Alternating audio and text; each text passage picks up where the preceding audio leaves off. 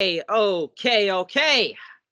You know what? I said I was going to come back and do this, and man, it's so much to talk about within the year of 2024 when it comes to wrestling, and it's so much stuff that has happened that we got to talk about. Okay, first off, I hope everybody out there has had a safe and happy holiday out there. First off, let my co-host introduce himself real quick before we get ready to do this. Yes, man. Yeah, this straight face Gordon. Man, end of the year review. Man, it's a lot to talk about, and I can't wait to get into it. That's true because we got a lot to say when it comes to WWE, AEW, TNA, and even New Japan Pro Wrestling. And obviously, it's a lot of subcategories throughout most of every company here, whether it be a match of the year, a feud of the year, story of the year, moment, overrated, underrated, MVP, just the best of the best and the worst of the worst. And it's a lot to really compile. So, it took a lot of note taking, trying to find the most important moments we could find throughout all of, WWE, AEW, TNA, and New Japan. So it's a lot. And a few shows we've actually been to throughout the year. Because I've got to say, I've been to damn near mostly at least one show from every company I've kind of been through and have, went live to see. So it's going to be a lot to talk about, from debuts to returns to just championships, wins, losses, just a lot of stories and whatnot when it comes to wrestling throughout this entire year. So definitely we're going to get right into it. So honestly, I think we should start off with WWE. Obviously, WWE, you could say, has been a big year for them. I think they've made more money than they've ever did. Some would say it's been a resurgence and whatnot, especially with TKO now taking over WWE, or I should say Endeavor, which formed TKO with WWE and UFC. And we have seen, obviously from a business perspective and financial, WWE has been up there. Booking is a different story, but, we can go all the way back to the beginning, obviously. With Vince McMahon stepping down as chairman of the board, well, I can't even say was he still even the chairman at this point, even under TKO? He had a high position in the company of somewhat, I can't say still the leader, but obviously one of the biggest story, I guess they arguably one maybe the biggest story out of the year was Vince McMahon stepping down from WWE due to more allegations and whatnot. Obviously, which I guess once the sponsors come involved, they basically had no choice that he had to go. Now, obviously, time has, passed throughout this whole thing, so it's been other details here and there when it comes to. I can't say it's a case yet, but obviously with Vince McMahon stepping down, obviously some other people fell down with him, as in John Laurinaitis and Brock Lesnar.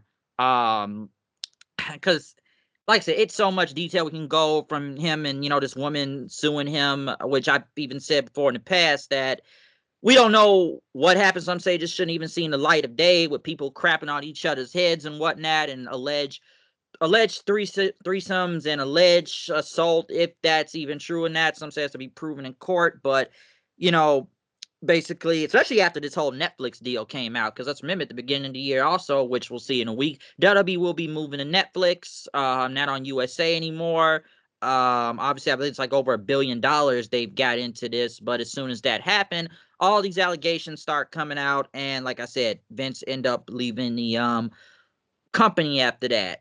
Now, like I said, it's been more detail, so that's why I say you got to look at a grain of salt between both of these people's stories and whatnot, because it's a lot of holes within this woman's story and Vince's story too. But hell, we even seen a documentary that happened months later in September, the Vince McMahon documentary, which, in my opinion, that I don't think it really did anything. I would say I don't know what to say to tarnish his character or person, because I thought the whole documentary was like a history of WWE, damn near, with not really much new information. It's almost like if you don't know WWE of Vince McMahon, this is something for you. But if you've seen this documentary, I have damn near heard every story at this point within that documentary and who was interviewed. It may have been a few new things here and there, but I thought it was like a history of WWE from Vince's upbringing to bringing the WWE to its highs from the 80s of the Hulk Hogan era, obviously the Attitude era, and through Cena and the PG era, and just multiple stories from like Chris Benoit and Owen Hart tragedy and the Monday Night Wars, and all the way somewhat kind of current up to now. So I know I'm compiling this all in the notes, but what's your take on a lot of, with Vince stepping down, and some would say, has WWE been in the better since he's not really booking the show and not in control of the day-to-day operations anymore within WWE, and now Triple H being in charge and booking? Because we're going to get to him too. Yeah, here's the thing. I like your whole explanation. Just to say, I really like how you broke everything down. But here's the thing with with all of that, with Vince McMahon stepping down, I didn't have any problem with it. And here's the thing: it wasn't because what he was doing outside, because we don't even know that. Like you said, it's got to be proven in the court of law, and we got to wait to find out what they gonna say about the situation. But with me, with me was I didn't like his booking for the past 10 years. It could be a little bit more than that. You know what I'm saying? In the past 10 years, the past decade, he had a lot more misses than he had hits. So I was ready for somebody else to take over. And I ain't saying, it been a total shift, but I could tell it's a lot different from the way that Vince would book it. And we still get our silly stuff, but we get our silly stuff from the normal people, the normal silly guys. You know what I'm saying? The R truth. And he gonna still be there. He gonna be still silly. That's his whole niche. You know. So with the whole case, like you said, you gotta wait to the court of law. That's it. Point blank and simple. That's put it. That put it. To the side right there. But about what you were saying about it being better. Yeah, I say you have. I ain't saying, like I said, nobody backs it down. And this, like I said on Twitter a few times. Even now, I just tweeted. You know what I'm saying? Like I feel like it's a lack of booking behind the women division, and it's a lack of booking behind the mid card division. Yeah, he knocking it out the park with all the main event guys, but you don't really have to book too much with the main event guys. They know what they doing. You just get them a direction, they're gonna take off in that direction. You don't have to really do too much with the main event guys. What you need to be doing, before you fall into an AEW situation with the booking side, is you need to start really paying attention to the mid card division. Braun Breaker should be your focus in the first half of 2025, at least going into WrestleMania. He should be your main focus in the main card division, and somebody else should be in the wing waiting to be the next person in line to carry the mid card division. And I think he should be focusing on that. That's what I really think. That to me, he should be really focusing on. But I think the WWE is in a great position financially. Of course, they jacking up prices like a mug around here for the main card. The main pay per views, and so they charge the two arms to the leg. You Oh, know, especially WrestleMania coming up. so of course they do it great financially, and and I would say they hot because of the main event. Of course, you're going to be hot if your main event is going to say hot, but you really need to start. He really needs to start focusing on the mid card division and the women division. And the tag team division too. We need to, because the tag team division is really falling off. Yeah, yeah, it You know, really. Oh, I don't know why. That's how bad it fallen off because I ain't even put them in a discussion of improvement. But yeah, I do agree. I do agree. But yeah, like you was just saying, yeah, it's a lot to say. Yes, the booking is different right now, and like you said before, until the whole thing goes into a court of law, which then again, I probably think it's going to end up in a settlement, or I don't even know at this point. If whatever happens, it happens. But then again, I've said it before, I got really sympathy for no both. I have no sympathy really for both parties for obvious reasons I'm not going to go all into, but when you kind of sit down and read more and more details kind of came out, it's like, yeah, nobody's really innocent in all of this stuff. Um, the documentary, did you think it did anything bad, or was just it didn't really do much at all to just maybe get a high viewership count? I like I told you already, it was just all it was just an extended version of the shit that you already know. A history of WWE, basically. That's kind of what that was really. So yeah, it's not really much to keep going because that would take all day to go through each paperwork and caseload and all of that. So that's a different story for another time. But obviously, that's one of the biggest stories of the year was Vince stepping down from the company because the guy got to say this dude did everything to try to stay in there. And obviously, like I said, with him stepping down, obviously there's been more changes like the camera work. We don't have Kevin Dunn there anymore, and they got this new guy from ESPN that's now doing all the camera work down there, like the NFL and whatnot. Even though I've already heard some stories about him recently. It makes sense now because the shots of people coming in, it reminds me of the shots of when people coming in for the game. You know what I'm saying? If you ever watch the game, you will see shots of people just walking in. You know what I'm saying? Just walking in the building. They just got the camera on them niggas just walking through the hallway.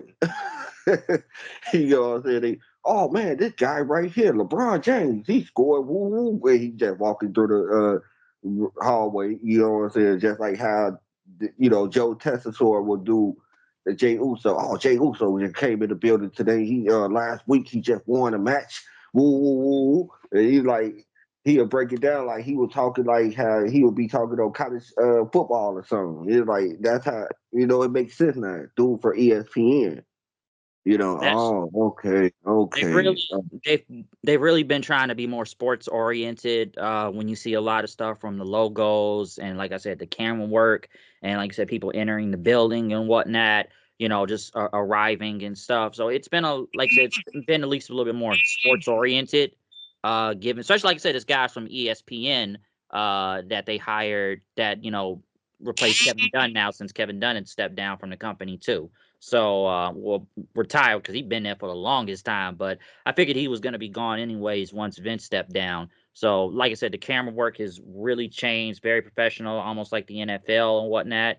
Because, like I said, you kind of go from the beginning of the whole thing. We got to start with the Royal Rumble and how we seen some returns and a few debuts. We got the return of Naomi. We're gonna get to her. When we get to TNA, we'll get to that. But she returned to the company. Obviously, the debut of Jade Cargill at the Royal Rumble. We saw that.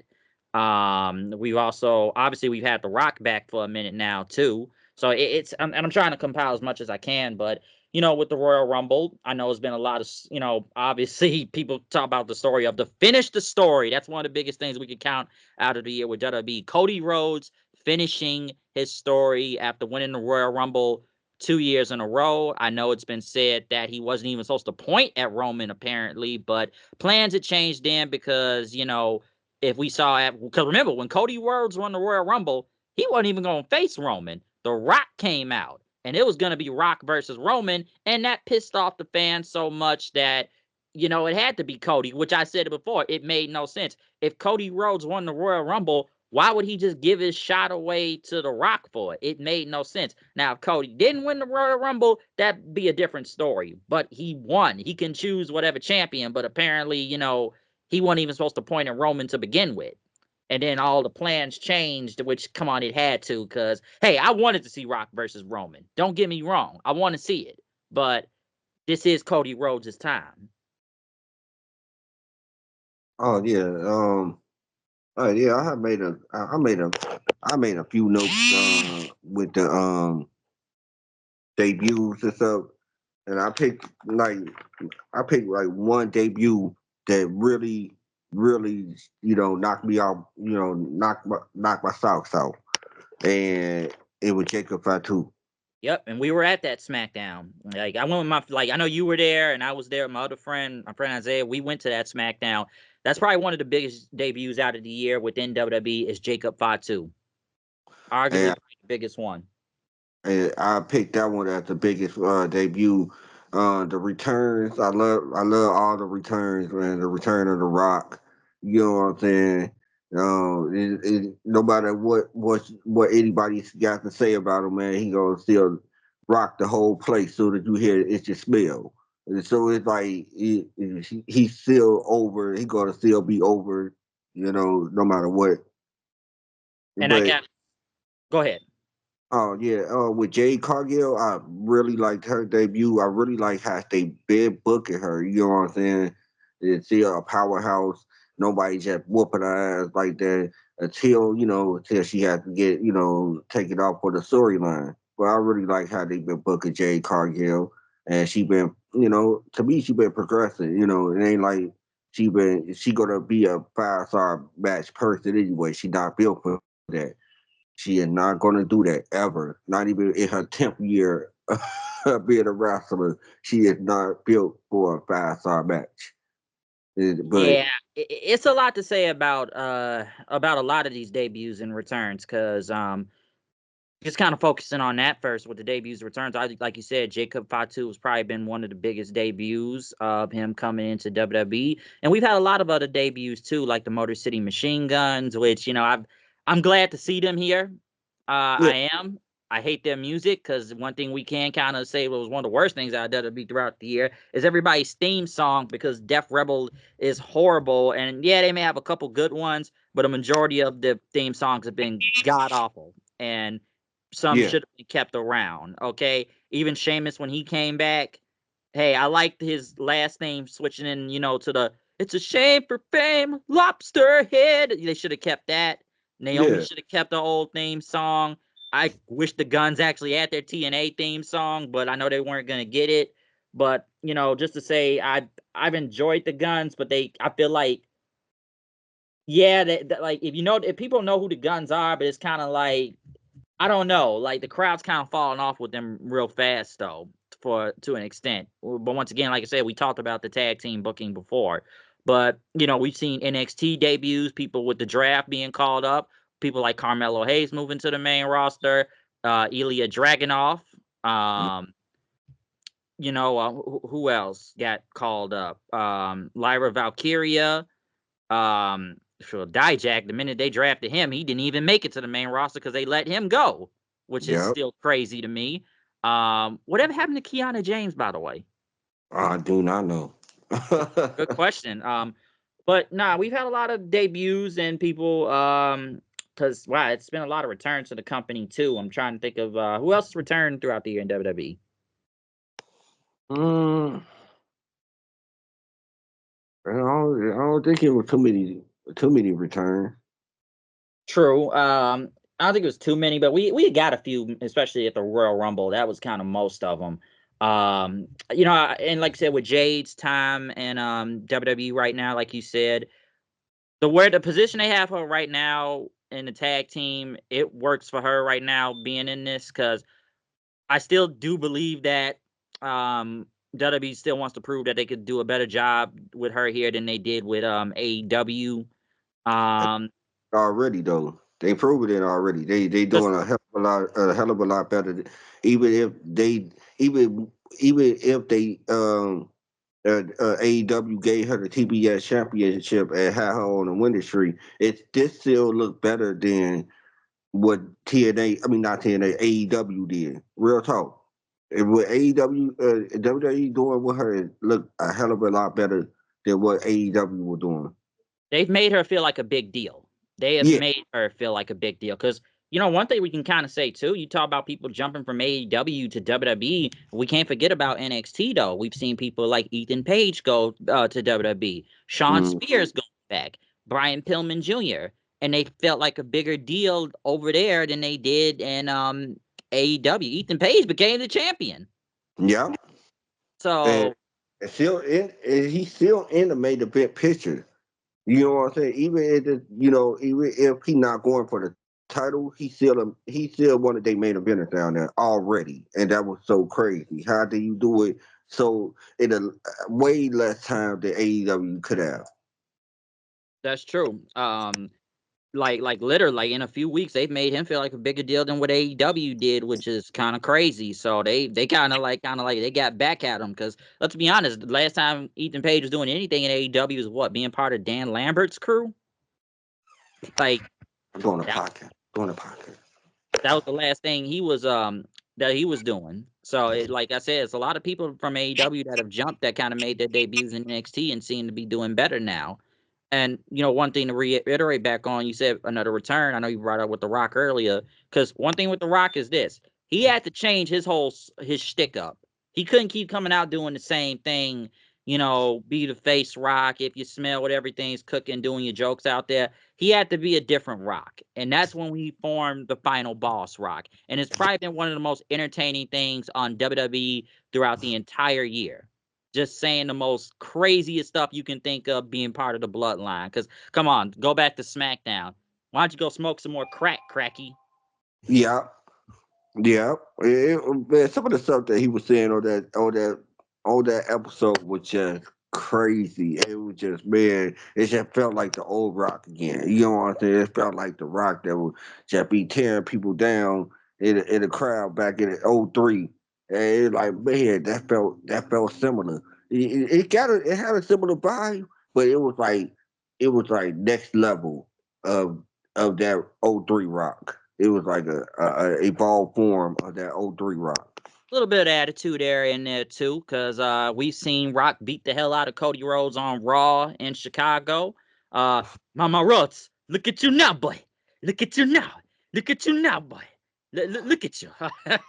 And just doing the Rock concert on SmackDown, which then again, it was sometimes the people wouldn't even turning on him because one thing me and Shaggy had talked about a couple days ago, just like had a quick reiteration, was we kind of wonder who was facing Cody Rhodes at WrestleMania. Is it The Rock or is it Roman Reigns? Because it felt like more The Rock versus Cody than it was Roman. Roman low-key and Paul Heyman was just kind of standing to the background.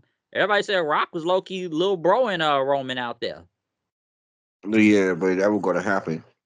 I'm sorry. You got to Rock's a bigger star. one of the biggest stars ever. Now, even mainstream and in the wrestling scene, he is the biggest star gonna eclipse a lot of people. It's only certain people that's on that same level as The Rock. And you know what I'm saying? And those guys are retired. You know, Undertaker, Stone Cold, Steve Austin. You know what I'm saying? Those guys are up there, but they retired. So you have to build your cachet up. I like Roman. Don't get me wrong. You know, and I love how, you know, they are building, the company is built around him and Cody. You get what I'm saying? But at the same time, whenever The Rock come back, they're always going to eclipse the other stars of the company. They've That's even just the nature of the beast. True, and they've even given him his own belt, the People's Championship. Hey, let me touch your belt. Can I touch your belt? That whole segment on Raw was weird. Let's can I touch your belt? Can I touch your belt? It's like feels nice, doesn't it? So we know Rock and Cody are gonna happen at some point, but I think like the Rock throughout the year from his time, especially after I know he had to leave after WrestleMania to go film more movies, and the last time we saw him was at Bad Blood, and haven't heard anything yet, but throughout the Rock's time being on Raw and SmackDown, especially leading into WrestleMania, has been great. It was been very entertaining and hilarious half the time. So, it's The Rock. Like, what more can I say? Right. Now, here's another thing we can go on. Cody Rhodes, WrestleMania 40 in general, and we talked about WrestleMania. Me, you, and Shaggy talked about it, and Gerard. We talked about WrestleMania. Some would say this was the greatest WrestleMania of all time. I got heat for it because I didn't think it was when we reviewed it. I thought night two was great. Night two It, was great. and Night why, one, not so boy, much. why did you get my bad for cutting you off? But why did you get heat for telling the truth? My goodness, it wasn't. I gave WrestleMania 40. If I combine both nights, I didn't I give it like a 7.5 out of 10. And sometimes I'll get the comment, "Oh, you're just old." How? Like, because I thought some other WrestleManias may have been better than 40, and I enjoy WrestleMania 40 overall. Like I said, mostly night two though. I do. Because night one, I know some people gonna say, "Oh, you have to understand, it was cold as hell out there in Philly." I'm like, nigga, it's cold as hell in Chicago. Like, we know the cold. Like, Cold as hell. It was chilly out there. That was man. It was 50 degrees out there.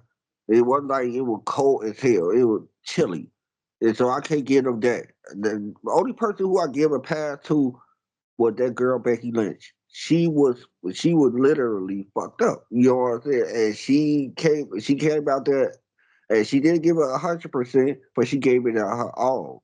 And that's the only person who I give the pass to because she was sick. You know what I'm saying? But other than that, nah, WrestleMania. nobody else get a pass. Nobody else. Sorry. And I had a friend that was out there. She did tell me it was cold on night one and the temperature changed on night two. But I just didn't think night one was all that. I felt like, I don't know if the cold affected the crowd all the way. I don't think so. Because there was times where the crowd was quiet on night one. And there was some matches that weren't all that on night one. I still think the Usos match was not good. It was a super kick fest. It wasn't. I'm sorry. It was not. The build, I thought the video package was great. Lil Wayne, I thought was gonna perform a different song, but he only gave us like 10 seconds of a milli. But I thought it was a super kick fest. I didn't think it was a good match, and I think there was some matches that weren't good on night one for WrestleMania. I thought the best match out of night one was Sami Zayn versus Gunther for the Intercontinental Championship, and I know Yeah, some people had a problem with that, especially with Sami winning, saying he didn't need it, but I thought it was a very good match. Night two, I thought was a way better show. Obviously, the main event. And what Damian Priest cashing in to become the world heavyweight champion. The CM Punk Drew feud, which we're going to get into in a few minutes and whatnot. But it was a lot of better stuff on night two. I thought Io and Bailey was really good. But like I said, with WrestleMania itself, I still thought it was a really good pay-per-view. Some people still think it was pay-per-view of the year. Hey, I'm not going to hold you against that. Did I think it was the greatest pay-per-view WrestleMania of all time? No. And kind of going into the main event, Cody Rhodes, like we said before, Cody Rhodes finally finished his story. And it was bloodline rules, even though I felt like it was like every other Roman match that has happened in the past, where it goes 20 minutes and then we get everybody and their mama running out there, coming out to interfere and whatnot, which we already knew what was going to happen. Like I said, you got Jimmy and Jay out there, you got Solo out there, you got John Cena making his return, getting payback from Solo on Crown Jewel. You got The Rock out there, which we kind of all thought it was going to be Stone Cold Steve Austin that was going to come out next, but it ended up being The Undertaker. And like I said, Cody Rhodes finished his story. Everybody celebrated and cried, and, people coming out from the back celebrating, from like Orton and Punk and Kevin Owens and Triple H and Bruce Pritchard and, Cole and them. So, like I said, Cody Rhodes, he finally finished his story. yeah. And here's the thing, though. Hold on. Um, not to go off subject. You can still hear me, right? Yes, I can. All right, cool. So yeah, I, I, I wasn't too high on WrestleMania, like everybody else. I really wasn't. It's like it just was not that to me, you know. I don't know why, but it just wasn't, you know. And I just felt like it night one was kind of lackluster. Night two picked it up a little bit. But if you go down the matches though, Bryce, you could see why it really wasn't all that. You know, they had matches like Rey Mysterio and who he was teaming up with. I forgot who he was It teaming was up with. Ray and Andrade. Remember, Andrade returned to the company too. We almost forgot about him. He returned to WWE, and they went against Dominic and Santos. And that was the Yeah, one where they had the Kelsey brothers come out, which I didn't know what was going on when that happened. I was like, what is going on here? Who are these two dudes that just jumped the ring with lucha mask on? Like, who the hell are they? Like, um, because I just felt like they just had to get Ray and Dom back on Mania for some reason to go against each other, which a feud that will probably never end. But going in that whole thing, Ray ended up picking Andrade and Nat Carlito or something. And I thought that tag match, which one thing we could say about WrestleMania, and hell, one thing we could just say about WWE in general when it comes to all the pay-per-views now, I call it advertisement mania, because this match is brought to you by Wingstop, Mike's Hard Lemonade, Dude Wipes, beer. Like, they were really getting them advertisements out there. Prime Energy Drink, Logan Paul, we'll get to him soon too. But we really win the advertisement mode now. This is advertisement mania. I thought they were shit throughout every pay-per-view now. We are really promoting these advertisements. It's so crazy too, like how happy they was, on the advertisement, man. Oh my goodness, it was ridiculous how happy they was on the advertisement. Like everything was just brought to you by this guy. I mean, this product. Hey, come buy this product. Hey, this liquor right here. Hey, Slim Jims. Hey, that energy drink, whatever that prime energy drink. It's like, man, they got the prime logo in the middle of the ring now. It's like, it's just crazy. They went crazy with the advertisement. TKO. Nah, what you were saying? I just said TKO. That's TKO for you. Yeah.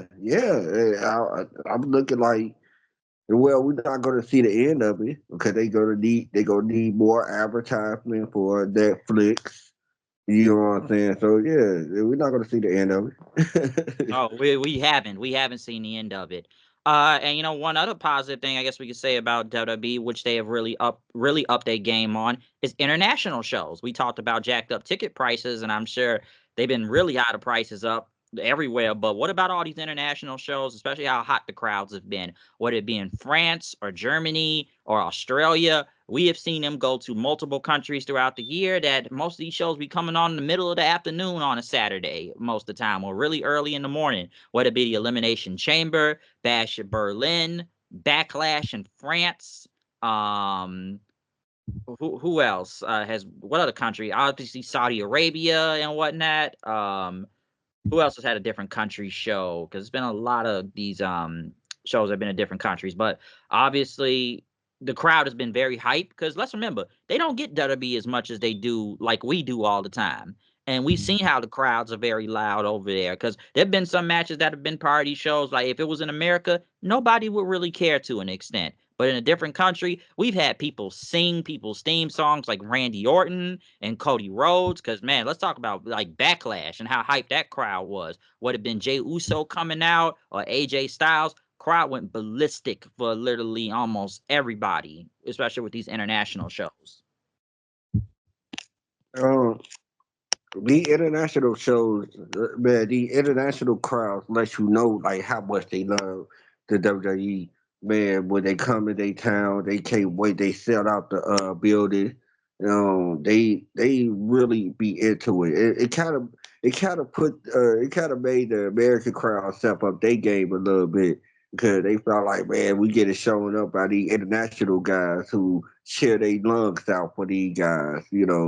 So it kind of made the international. I mean, it made the domestic crowd more, more hungry and more like they more into into matches, now than they ever been before because of the international crowd. Yes, because the international crowds have been very big. We've seen multiple stadium shows almost from a lot of these international crowds, or even if it's not the biggest building, it's like, especially how they position the stage nowadays, and so they can fit more people in the building. Me personally, when it comes like some of the stage Raw, SmackDown, I'm not the biggest fan of the smaller stages. I kind of like it better with the Titantron. I know we've had this conversation before. Like you said, the Titantron has gone out of date and whatnot. I just, my opinion, I just think, I don't know. I'm not the biggest fan. It's some things that works for the smaller stage, but I don't know. I'm not really the biggest fan of it, me personally. I guess I'm just used to the bigger stages and whatnot. But I understand what they're doing as in fitting more people into the building, just to sell out the entire building, because they've been doing that for over a year now. So I can't even say it's just this year. We've seen it the year before when they've been doing international shows, like going to Puerto Rico and whatnot. So, like I said, it's just That's not the biggest fan of small stage, but I understand why they do it. Oh yeah, it's all about the money. That's all it is. It ain't really too much about anything else other than about the money. And I can understand why they pack it out the crowd. I mean the arena because it make it look better and more money in your pocket. You know, I would I I would like to change my point of view on the title tournament. I wouldn't say it out of date. It's just they not doing anything with it other than showing things backstage. So you already need a big screen for that. And they don't really do anything with the graphics or anything of the wrestlers that comes out. It's like, I see why they kind of downsize the Titantron a little bit, you know. But I like the crowd. It does look better. It does make every show feel big and feel huge. And every Monday Night Raw, every SmackDown, they feel big. You see all these people packed out the stadium. At one point, they were going, they was doing a chart how many sold out crowds they were doing earlier this year. That was a lot of crowds they were selling out. No, they were because they really were talking about that a lot when it came to Raw and SmackDown, or even some of the some of the pay-per-views and whatnot. That they would tell you how many people have been sold out of the crowd. Just the number of attendance and how packed it was. So they really been hyping that for multiple count of weeks now. So like that's one thing they really been talking about. One other thing I should say. What do you think of Cody Rhodes' time as the WWE champion and the feuds he's been part of? I really, I ain't gonna lie to you. Not bad at all. Not bad at all. I wouldn't say it's some of the best I ever had, seen before and something like that, but not bad at all, Bryce. Real talk. The views that he been having, the only one I really had a problem with that he did was with Logan Paul. Other than that, like don't really have too much of a problem with, both of his views. The Because biggest one right now that he in with KO. You know, we've seen him fight the bloodline throughout a lot of the year. We've seen him go against Mhm. AJ Styles. Even Mhm. though they really tried to rip the Mark Henry, fake retirement thing book with there.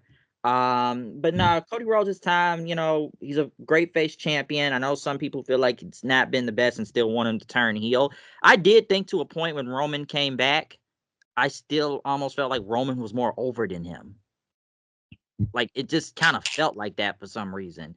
Because I just remember them coming out of Bad Blood, and I felt like Roman had a bigger pop than him. I mean, at the same time, this is a person who just, you know, he missed he missed some of that year. Remember, he missed like from April to what? When Roman come back? SummerSlam in August, because he left after WrestleMania. Because once this whole 1,000-day title thing was over, that's when he left. Yeah, he was gone for 4 months. So of course, like man, the crowd was already ready for him to come back anyway after a while. So I felt like that's what it was with the crowd. I don't really feel like I don't really feel like you know Roman had a bigger edge over Cody. I just felt like people were just ready for Roman to come back. True. I can believe that. But I don't know. I just felt like I don't know why. I just felt like Roman was more over for some reason. I know some people even said that, oh, we want the title back on. I'm like, no, I don't think we need to see the title on Roman. He had it for like damn near 4 years. We don't need to see that anytime soon. Like literally, we don't. But I don't know. It felt like at some point I just felt Roman was still more over. But like you said, he'd been gone for a few months and we didn't see him. And this whole OTC thing has gotten more over now. So Yeah, it's probably that, but like Cody's time as the champion, I don't think it's has been bad. It's been pretty good. I would say that. Some say he's been just more of a cookie cutter face champion and everything, but I feel like the build up of him going into Mania, obviously it was a year in the making and whatnot, and like I said, he finally got the win and celebrated and all that. So I think it's been pretty good. Other people that have been on the rise in WWE we have seen. How about the rise of the new bloodline with Solo Sikoa? And we can't forget about another debut, Tama Tonga. Well, I guess we should say God in general, since we got both of them. But obviously, Tama Tonga has been better than because yeah, we can go on Tonga Loa because it's a lot to say about him. But obviously, the rise of the bloodline with Solo Sikoa. Well, I really liked it. No problem. Like no problem with it. I felt like it took a little while for everybody to really see Solo as that as that person. You know what I'm saying? As a leader, as a person that we should be taking seriously. You know. But he really, the new bloodline really put the mark, put a stamp on the main event scene. And I really, like I said, I really would like it. I really liked the new bloodline, especially now where pieces might go when when they do split eventually. You got Jacob going to be in the main event scene. Ain't no ifs ands or buts about it. He might end up being in the upper mid card scene for a little while, but he definitely going to be in the main event scene. Solo established himself. If Tonga Loa can can step his game up and stop messing around, they could be something once the bloodline break up. Can I say one But thing? what? And I look at the difference between God, and I said this even when they were in New Japan. Because before they left, I said it before. There was a reason why Tama Tonga had the singles push in New Japan, and they were really doing something with him before he left, and not his brother. And that kind of just proves the point given their time within WWE now. Because I said there's a reason why New Japan always looked at Tama as the bigger star and gave him like a pretty good singles run if you actually go back and look that up. Because they really were doing a lot with him in New Japan before he left. So I always kind of bring that up a lot because it really now does show, given their time in WWE and why they looked at Tom as the one they wanted. Because some people say Tongaloa really wasn't supposed to be here. Some say he's been a favor hire or whatnot, and it was just supposed to be Solo, Tama, and Jacob, which is kind of right now since Tongaloa is hurt. But it's like God and WWE. I'm sure people were kind of hoping for the God that was in New Japan. Well, one guy now holding up his end of the deal. That's what it is right now. So And it really, you gotta really think about that. But Solo's time, they've really been trying with him. We've seen him in main events like SummerSlam and going for Cody with the WWE title, and obviously currently right now with Roman Reigns, and obviously the Tribal Combat match for next week on Raw on Netflix. So they really have doing their best with the new bloodline. Hell, taking out Paul Heyman in Madison Square Garden was a big deal too, having him petrified. So they've really been trying with Solo a lot. Um, and obviously other people on the rise also.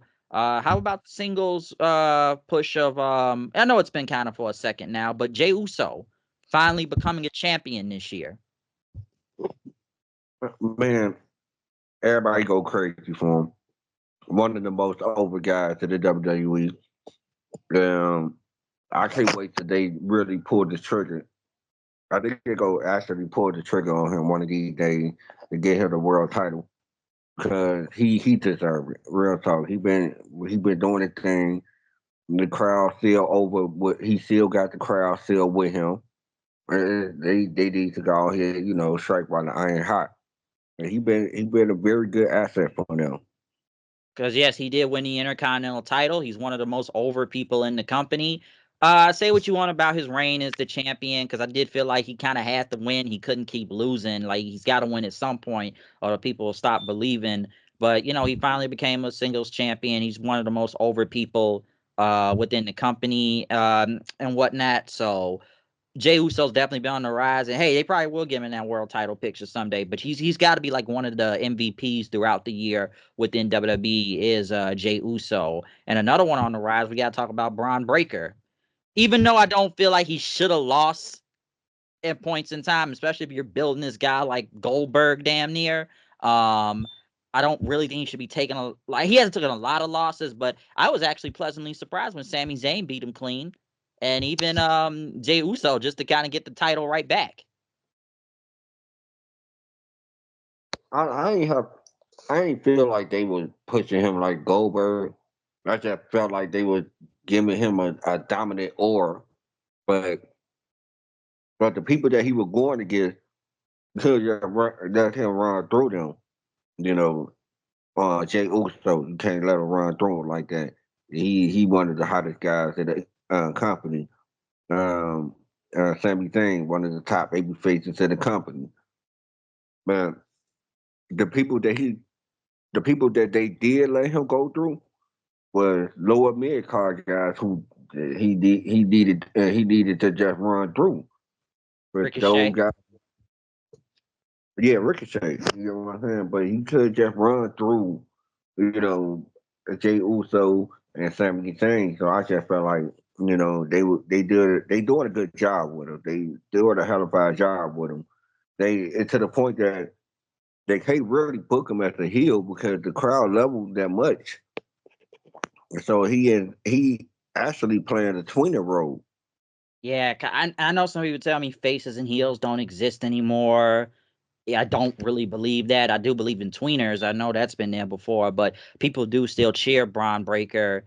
You know, if they are trying to like I said, it's in between type of thing because they do the roof, the wolf thing and all that. So they're still with him.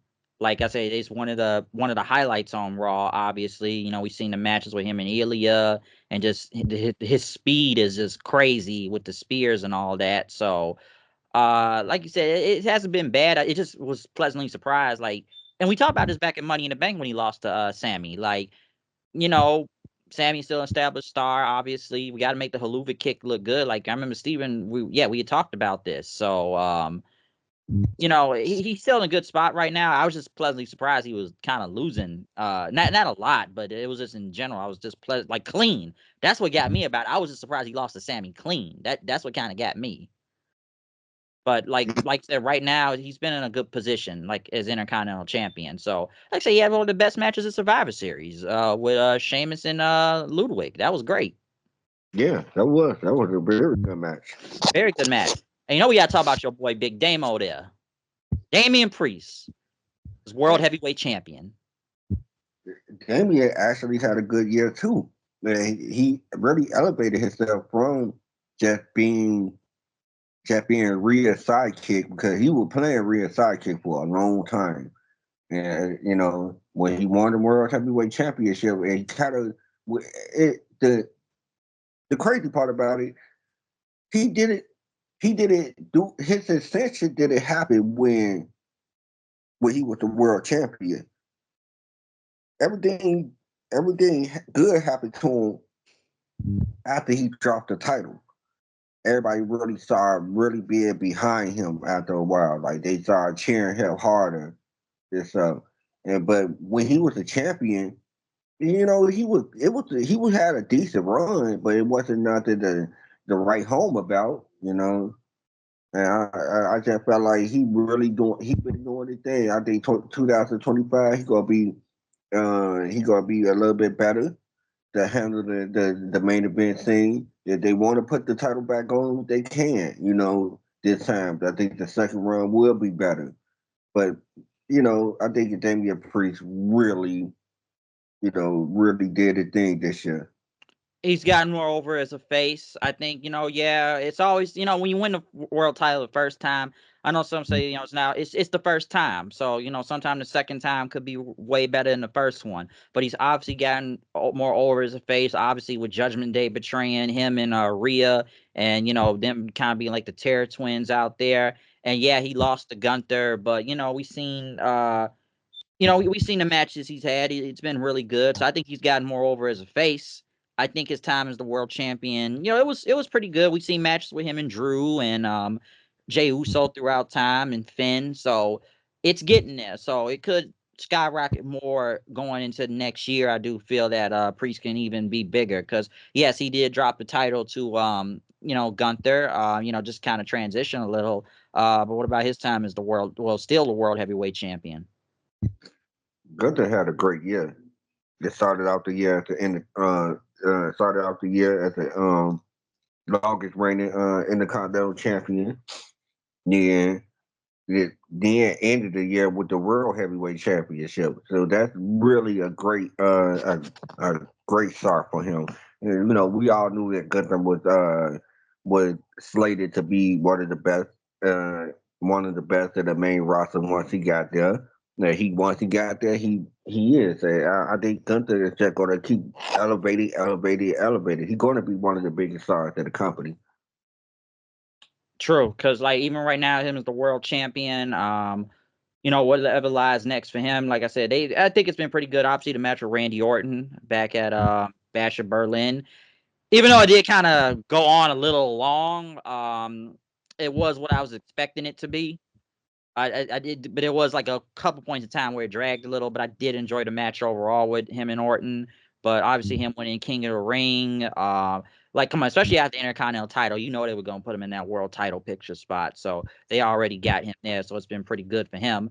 Now, next some would say, and I know I guess we can kind of say this may have been the feud of the year in all of wrestling: CM Punk versus Drew McIntyre. Especially how Drew McIntyre has obviously improved a lot. This feud has been going on since January, since the Royal Rumble. Man, tell me about it. I ain't gonna lie to you. That was my feud of the year. And storyline of the year, feud of the year. It was that because to be honest with you, that storyline helped bring back a gimmick match that people never haven't paid attention to in years. Like, yeah, we watch Hell in the Cell matches now, but we don't watch it as the few and that they should have been. But this time, when they brought back the Hell in the Cell, it was really because it was to blow off a few, and it was great. This whole feud is great. It turned Drew McIntyre into one of the most diabolical heels in the company right now, and that's really what they were aiming for. Um, CM Punk is CM Punk. It was no matter what the situation was, he's still going to be there. But it really helped Drew. I think it really helped Drew. Drew McIntyre turned into one of the biggest heels of the company, and soon enough, he's going to be the WWE champion, not just the world championship. We know it's a difference between those two championships. Yeah, it's two world championships, but one is the start off championship and one is the biggest championship of the company. And he's gonna have that one of these days in 2025. Mark my word. And as quick as it was, I know it was a cash in. At least Drew McIntyre won the title in front of a crowd at WrestleMania this time. Yeah, yeah. You know, but what I will say is they're gonna have a dilemma. WWE, the way they've been booking they main event stars and the guys who are the cusp of winning the main title, that spot to get it a little crowded up there, and it's Oh, gonna be more people that gonna be up there soon in 2025. Yeah, so it's kind of crowded.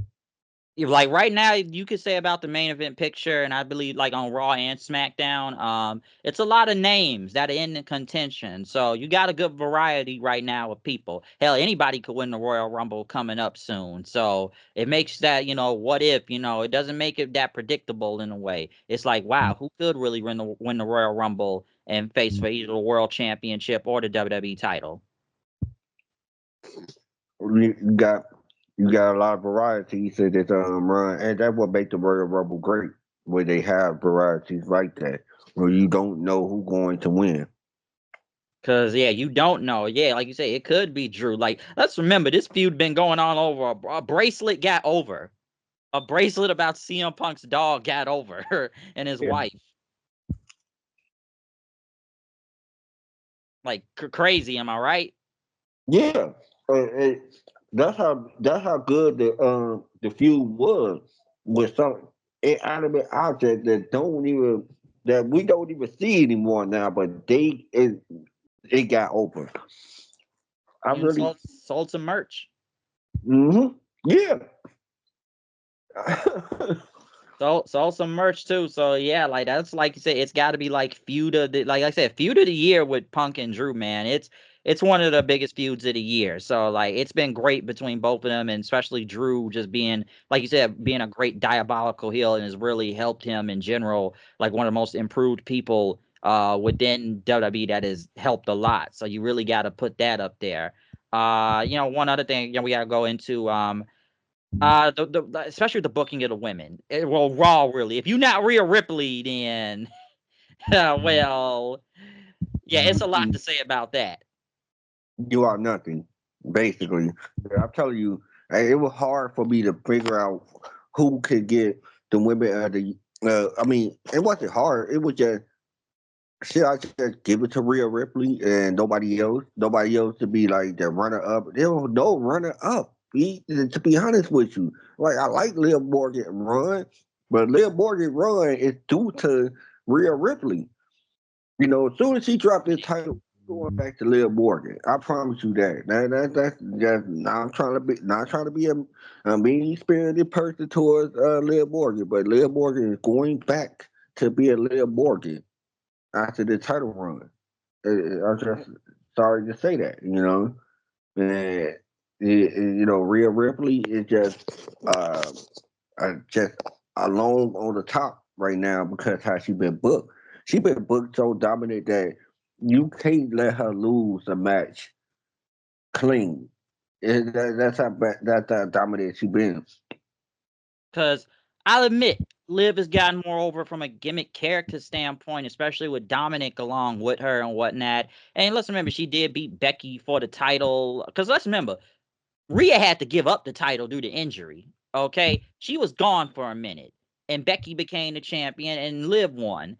And I've been up and down on the whole Liv thing, and I know, like I said, it's mostly this feud between her and Rhea and Dominic and whatnot. But I do believe next week it has to end. It's got to end.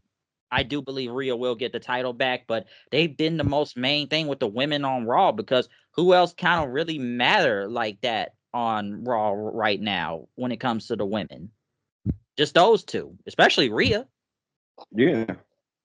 Especially Rhea, because one thing I say about the women's division when it comes to the booking of it, and we talked about a little bit of this earlier, especially between Bayley and Bianca.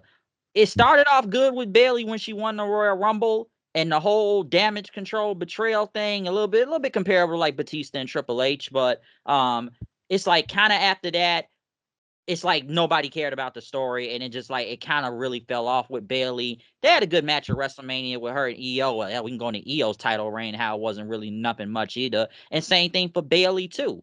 It's almost like Bayley's the champion, but you barely even saw her as the champion half the time. You really didn't. That's one problem with her booking, and I say about Bianca too, because like we said, Bianca's in the tag division. She's there to help Jade get over. But man, there was just times where I was like, man, Bianca really should be going for the title right now at WrestleMania or SummerSlam. But they got it in this tag team thing right now. Cause I ain't gonna hold you. I thought it was gonna be a four-peat for her at WrestleMania. And yeah, she did get it, but it was a tag team match. But I just thought like they really got to get her back in the title picture now. Cause that's one thing like with the women's division booking, like that's the crazy thing. if you ain't Rhea, you don't really kind of matter. And I just feel like, and I know Bayley and Bianca on SmackDown, but I just feel like Bayley's reign just was not really all that, and Bianca's just been kind of somewhat pigeonholed in the tag team division right now. Now, one thing we could say with the women's division, we have to admit, Nia Jax did improve. They booked her as a monster, which has worked out well for her.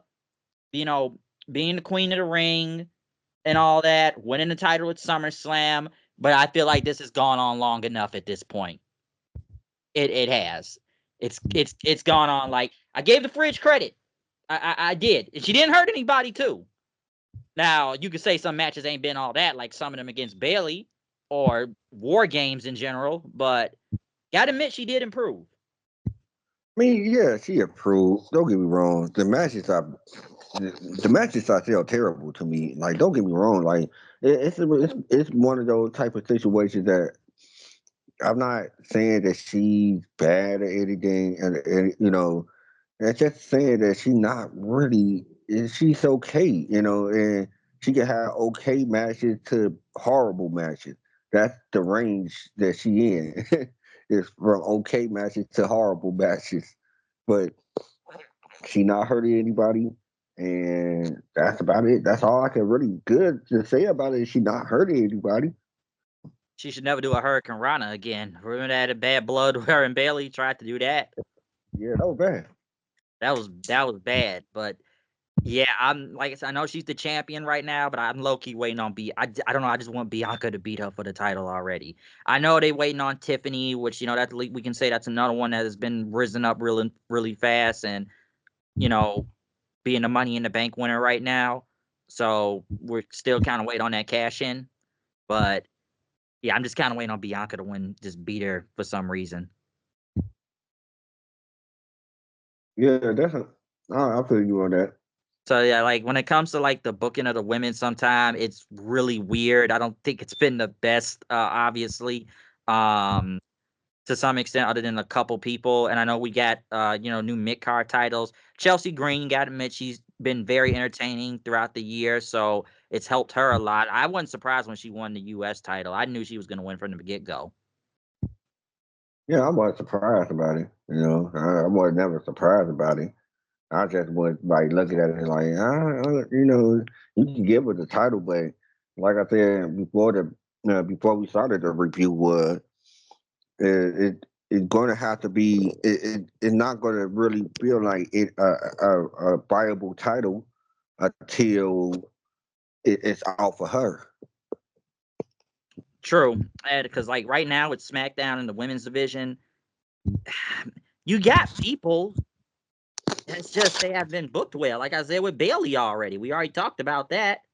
Like just the booking of Bayley and kind of EO to an extent too. So that's one thing when it comes to booking, like we said with WWE. If it ain't really the main event picture, the tag team division, we know how. I forgot Finn Balor was the tag team champion half the time throughout the whole year. I forgot him and JD was even the tag team champions. And in SmackDown's case, who else has been the tag team champions that you've even really kind of cared about? Because you had A-Town down as the champions from after WrestleMania, and who else had the belts after that? I'm trying to think who else had them, because like I said, oh yeah, the Bloodline. That's right, they got them back, but God wasn't all really that, and they just kind of lost the what DIY got them, which one thing we could say about Triple H's booking is that he will not give up on his black and gold people. No, not at all. DIY, I swear to God, I wish they would have just let Ciampa be on his own and be the Blackheart again. I know it's not going to be the same as NXT, but I'd rather taken that. But he is not giving up on some people like we talked about earlier. Like the whole, even with the mid card, women's division with the new titles, like he's not going to give up on Dakota Kai. He's not going to give up on Shinsuke Nakamura. Like Nakamura, but let's see if this actually gets over, because before he was already losing to people when he was heel. So I don't know. It's several people I can say. Hell, I even say it about not to go into releases, but I was actually surprised Baron Corbin was somewhat released, and people wonder like, damn, let's remember Baron Corbin actually had something going on in NXT, but the minute he got to the main roster, what did they do? Throw him with Apollo Crews, and it went nowhere. I'm actually surprised Crews is still there to an extent. Yeah, I was I'm like, black and surprised too. gold, black and gold, folks. Yeah. That's basically what it is. It's black and gold. That's the Like, reason why it's still there. so it's some people I'm kind of somewhat surprised in a way. Like I say, he's not going to give up on some people when it comes to the booking. Street Profits. Man, once Lashley left, you know, I can't say it's been all that for them, the Street Profits. So yeah, like the tag team division has been very cold for a while, and like you said, the mid card division, Chad Gable, that's another one, that is taking more L's. And one thing we say about Gable, I think we've said before, haven't we said in the past that maybe Gable's finally going to get the big push, maybe he's going to get the Intercontinental title, and it didn't happen. And the stuff with him and Otis has been great throughout the year. You gotta give I, Chad Gable some credit. and yeah, don't get me wrong. I definitely thought he should have been the Intercontinental Champion. But here's the thing: they've been so hot and cold with him, man. They have to stop his push. They had him lose constantly, and then they just gave. Then they just said, "Oh, okay, then you go to get Otis on the last Monday night on USA." Like, why y'all did blow off the feud a long time ago? And even when they made American Made, it's like they pivot just so he can lose to the Wyatts like 5-6 times. Which I was like, how does this help him? It doesn't. It doesn't. And I gotta ask you this question: what do you think about the whole Wyatt 6? We gotta remember that debut too. Um, started off promising at first, and as the weeks and months went on, people just stopped caring about it. They still get the sympathy pop because we all know what this is made for. But other than that, nobody really care about the White Six. That's why they not in made feuds. They feuded with carry across to his boys. Like that's not nothing. You know what I'm saying? They feuded with American Made. That's nobody else. You know what I'm saying? And I just feel like they not they not good. You know what Yeah, I'm saying? I ain't saying they not good as far as the performance or anything, but I just don't think it's really getting over. I told you before. I feel like the Wyatt 16 is really over because this is out of respect for Bray Wyatt. I gave this a chance. I did. I really did. I saw the murder scene that they did on there and all that, and some of the promos are pretty good too. I understand why Eric Rowan is in it. Um, who else is part of it? And Bo Dallas? I get them. Everybody else, they kind of trying, with Nikki Cross and who else in it? Dexter Loomis and Joe Gacy. Because I just felt like they just kind of, because this didn't really do Gable any favors because they just lost to them. I don't care about the Miz, and Miz gonna be Miz at this point. Cross and the 8 Samoa Joe guys. Cross, who they say is more entertaining on the internet, I always keep hearing. Maybe we need to see more of that on TV, but I tried with the Wyatts. I did, but I'm like, it's whatever to me at this point. Like I just think they're over out of respect for Bray Wyatt. That's my take. One other thing, just to say, one thing that was big with WWE, and I know it's gonna start happening next week, but John Cena announcing his retirement and will be starting his retirement tour next week on Raw. I And we mean, man, talked about this months ago. that was great because here's the thing, man. Everybody got ready for it. That people could get the tickets to see the last John Cena in your town. You know what I'm saying? Like that they did it great. That was a great way to promote John Cena's last run. And he coming back, like you said, start back next week. That's what's up.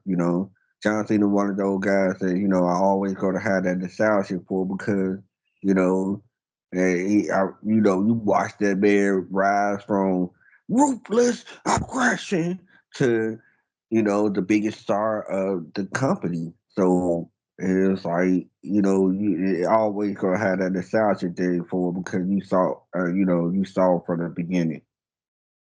That's true. And I know we talked about this months ago with Cena. I don't know how this whole retirement, tour is gonna work because everybody say it's the last Rumble, this is the last Elimination Chamber, this is the last WrestleMania. I know everybody's picking, who his opponents are gonna be coming up, and whatnot. And like I said, we all know he's more Hollywood nowadays, so we don't see him that much. And obviously, this is gonna make a boatload of money with this tour, because I'm sure people are gonna be rushing out to go see Cena, especially with Netflix next week. And I remember us talking about this months ago. I do feel like it's a work in some sort of way. I would say that to an extent because if they really want to swerve people near the end of this thing, turn them heel. That would be the biggest swerve you could ever get that will fool the world, damn near. If he turned heel and then say like, I ain't retiring for nothing, something like that, or just go heel in general, that would be one of the biggest things. I said this months ago back in July. People pay to see him. You know what I'm saying? They ain't paying to see him go heel. I don't think that's a good idea because here's the thing. It is for him to say I'm not retiring. Oh man, that pissed a lot of people off who paid a lot of money to see this man last run, and that's the reason why they are coming to this show is to see this man last run. So I don't think that's where it should be. I don't think I that don't would know, be. man. I think it would do a lot of good business if I know this is already doing good business, but this would even low-key do bigger business. I mean, how would they came to see him? They Yeah, of came to course see. yeah, that's the thing. They came to see John Cena, obviously. But what if you just just pull the wool over sheep's clothing, something like that? I thought it'd be pretty interesting. Like this would be a good time to probably do it. But hey, I'm just kind of throwing out. I threw this idea out here many months ago, and whatnot. Because do this whole tour that is gonna happen. Because two things I know people you're gonna say is gonna happen. One, either A, he's gonna basically I don't want to say he's gonna lose to everybody when he comes back. Because remember, he wasn't even winning when he was back. Remember the whole quest to win a match because he said he hadn't had a win in over 1,000 something days. I feel like it's gonna be something like that. Him getting the WWE title back, I don't think that's gonna happen. But I feel like No, he's gonna be on a quest to win again because he hadn't won a match in over 1,000 something days. yeah, I just feel like they just keep it simple. Have dream matches with them. Have the matches that people never seen, or have matches that people haven't seen in a long time. It's that simple. You gonna do you go do hot numbers with just keeping it simple like that. Don't no WWE championship matches unless he loses that match. You know what I'm saying? And you can still have him win some matches. You just don't have him lose all of them. In between, he can win in between. I know he just running through everybody that he going against. It gonna be Th- 30 This ain't matches on Sting. SmackDown. Even on SmackDown, have a match against some mid card guy that you really like. How he win against that? But when you go against the main guys who matter, he gonna have to lose. What about rumors against? I'm sure you heard a rumor about him maybe facing Logan Paul. No, no, I don't need to see that shit, man. For real, I don't. But hey, they think he gonna do hot numbers. Let them do it. But I'm not. It's not for me. And it's just not for me.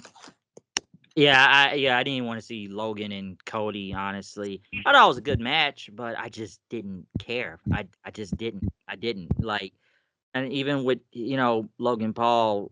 Oh God, wow, he was the U.S. champion because I guess one other thing we did forget was them capitalizing on L.A. Knight's popularity, and well, L.A. Knight already been popular already, but him winning the U.S. title at SummerSlam.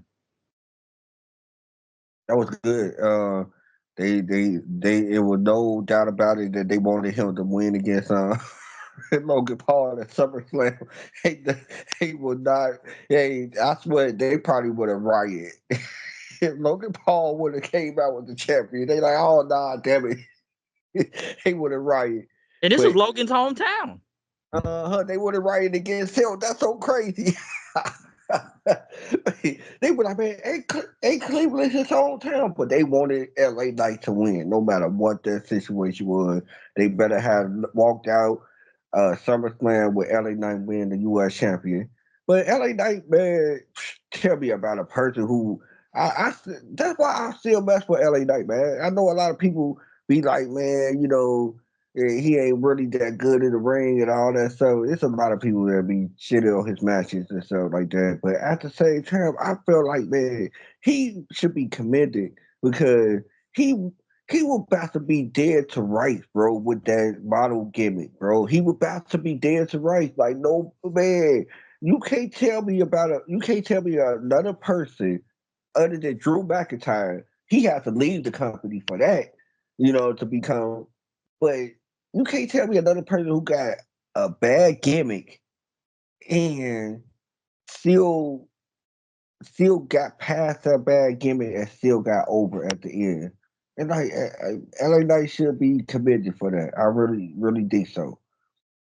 True, because it was a big pop when he won the title at SummerSlam. Because, like I said, it was Cleveland, and I know SummerSlam didn't sell out in Cleveland because let's be honest, it's Cleveland. But no, in LA Knight's case, no, he's still one of the most over people. Everybody says go back when he came out. I think it was in either Germany, I believe, when they were on SmackDown, of how big the pop he got there too. So LA Knight, like, he gets super big pops out there.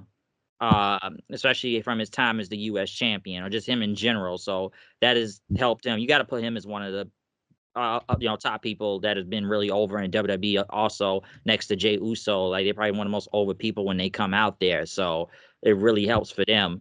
One thing I think we're forgetting also. I know we've been talking about like the main roster and everything, but what about NXT though? What about how they've been doing? Because we've seen the rise of Trick Williams, obviously more and more, from his feud with Carmelo and becoming the NXT champion, obviously. Or even Roxanne Perez's second run as the NXT Women's Champion, and the multiple signings NXT has kind of had in recent months now. Because, like, what about that and them going to the CW, in which you went to that show? Mm-hmm. Yeah, I went to the debut at CW, and to be honest with you, I really like the what they've been doing as far as marketing NXT. They've been marketing NXT very well. I told you about the questioning booking. We all talk. Me and you talked about this like plenty of times. The questionable booking with Shawn Michaels down there at NXT, but the rise of Everybody believes Sean's cooking every week. Nah, he ain't cooking nothing but some hamburgers. But he knows how to pick the women. Though they sign, it's a walking cake factory down there. Man, he doing very well. And then even if the women are good looking, they actually are athletic. They have some type of background and stuff, and they not lingerie models. You know what I'm saying? They look good and they got some background behind them. But here's the thing, I really need NXT to start really focusing on the North American Championship division, they mid card division, basically. They need to really start focusing on that. And Tony D'Angelo haven't had a significant few anything since he won that championship, and it's like I tend to forget sometimes that he is our North American champion. Because Oba was the man. Oba was the man, right? But they booked him very well, and I I like the multiple signings, of course. Jillia, Stephanie Valkyra, what the other girl name? Delta. Zarya, yeah, Delta, Zarya. Zarya, man, it's like, man, these multiple signings been great, and I can't wait till they start cooking with them.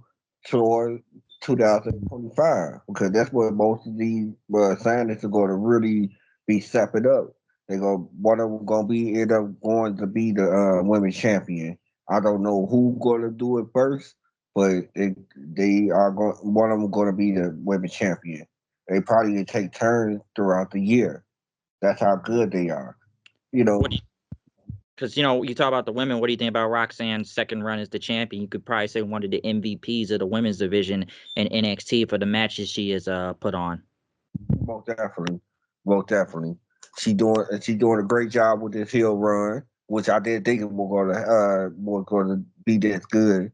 Because at first I was like, man, her as the heel, come on, man, y'all, she's small, man, but she been doing a great job. She's been doing a very good job with it. Cause one thing that got me with her, and she's really good, don't get me wrong. And I try not to go off the size thing too much. I know I've said she sounds like a talking squirrel sometimes, but it was always that feud with Jordynee Grace. We're gonna talk about her later on when we get to TNA, but I always just look at that face off with her and Jordan, and I said, like, Jordan could rip this girl's head off with one arm, honestly. Looking at Yeah, how small she is and how jacked to the gills Jordynee Grace is, she could literally rip her head off with one arm. Like, seriously, like, it's just crazy. But you got to say she's put on a lot of good matches, Roxanne, whether it be against Jada Parker or even Thea Hale, or just who else has she gone against? Lola Vice. It's a lot of people she's gone. So she's really been, like I said, she's been a big part of the division right now. Like you said, a lot of these signings, obviously, it puts up a lot of competition for her right now, especially going against Julia at New Year's Eve. But we already saw it in Chicago, and the bullshit finish they had with, what, Cora Jade, Big Titty Skateboard Girl coming back. So I think Julia may win the title coming up. yeah, yeah. Like I said, with the NXT women's division, it's hot. Don't get me wrong, it's very hot. The main event scene is sort of hot. It's all right. I'm glad that Oma finally entered the main event scene. And I'm really glad about that. But the mid card scene, just like on the main roster, is very lackluster. The tag division, the mid card scene is very lackluster on both the main roster and NXT, Because I and said, they need to get up. because I even said Trick ain't really got no opponents right now. Like, who we really got? Like, this who we got? Andre Chase and Rich Holland. Like, this who we really got right now? Like, we ain't got nobody? Like, yo, Ethan Page, you at least give a chance. But there was just people Trick was going against. And listen, Trick's had a really good year, okay? Trick became the champion. He beat Ilya Dragunov. They've made a big deal out of Trick Williams. Trick's over as hell, especially with that theme song. Some say he's not the best in the ring, but his charisma is what really gets him over, and how, just charismatic. That's what's helped him a lot. Yeah, But yeah, most. because Trick's had a hell of a year. But yeah, there is the lack of opponents. And me and Steven had kind of talked about this a couple days ago when it comes to, like, we know the women are a big draw for NXT. We know that, because I questioned when they did the whole ECW arena thing. I was actually surprised that tag match was the main event. But then I had to really think about it. Given who Trick's going against right now, and Rich Holland, and for the title when they had Bully Ray out there, I don't know why they didn't do it 3D. Even I had to kind of sit there like, you know what? Given the state of the division right now with the NXT title, I had to kind of at least understand why the women were in the main event. Because, and we'll talk about that later on too, because me and Steven kind of talked about, it kind of depends on the story when you do put the women in the main event. Like, are you doing it because it means something and there's like a bigger picture to all this? Are you doing this just to fill out an agenda and fill some check boxes and whatnot? Because, we talked about that in the World's End review the other day, but I remember just questioning that like a month or two ago when I said, like, because, man, that's when the AEW and NXT went against each other. I didn't watch NXT first. And then when somebody told me the main event, I like the tag match was the main event. I'm like, seriously? And once I sat and thought about it, like, okay, I get it now. So we know the women are a big draw when it comes to NXT for obvious reasons, of course. But like you said, a lot of everything else in the divisions of NXT, whether it be the tag team or the mid card, it's really kind of lacking right now. Yeah, like I said before, like they need to truly pick up the pace on that, man. Because without the mid card, you can agree to this. Without the mid card, the future of the company is kind of bleak. You gotta agree with that because the mid card are the future. That's what you're supposed to do with these guys. They are the future, but if you're not focusing on the mid card, the future of the company is kind of out of whack because you're gonna have to keep on relying on the big name stars, and you could uh, look. Everybody is today not going off the age thing because Bobby Lashley, people like Bobby Lashley and Edge and people like them, kind of shut me up on the age thing, but you know, that's not going to be for everybody. Everybody not going to have that type of luck with Father Time. You know what I'm saying? Father Time always collects, and you think you can rely on these stars for the next 5, 6, 7 years, but they are already in most of them are already in their late 30s, early 40s. 6, 7 years from now, they going into their late 40, touching 50. Like, do you really want to keep on relying on these guys? You're going to have to pick up the mid card division. You're going to have to pick it up, and that's all I really have to say about it. But that's how I feel about it. Yeah, I do agree because, like I said, with the mid card NXT right now, yeah, who else is really going against Tony D'Angelo? Sean Spears? And like I said, you got guys there. Hey, I like Javon Evans, but come on, he ain't there yet. The guy's Nah, good, but he definitely ain't there. And hey, he got to face Randy Orton on TV and everything, but you got to give that some time. yeah, Like yeah, you, man, he really do. He needs to really that you know, not going off of like you said, not going off a size thing, but he tall. He not. He not. He don't have really too much of a body. Too much. You know what I'm saying? He looks yeah. still small against guys like while I was watching the Iron Survivor match, how small he was compared to my family and stuff like that. They hike the height, but my goodness, he's small with it. So he needs to go to the gym more. He needs to figure out. I think the dude's in shape. I can't say he's not in shape. I ain't saying he not in shape. I said my when it compared to the size difference, like he could go against people like you know Wesley and stuff, but he tall, but he not really. He's skinny too. He's skinny ripped. He's like a taller version of Switchblade. Oh damn. Damn. No, I ain't saying nothing bad about it. It's like he got the rip this. He ripped to the gills and stuff, man. That boy he looked like he stays to the gym. But at the same time, he's still on the small side. So, with I get Switchblade you. is small. That's what I was saying about Jamon. He's still small. He tall, but he skinny, to me, compared to Ethan Page and um Trick Evans. I mean not Trick Rick Trick Evans, Trick Williams. Trick Williams, over Fibby. Those guys got some weight on them. You know what I'm saying? They got some weight on them. They got some size on them. And They that's got what I'm saying, size. with Jabbar Evans. That he tall, but he just needs some more size to him. That's what I think.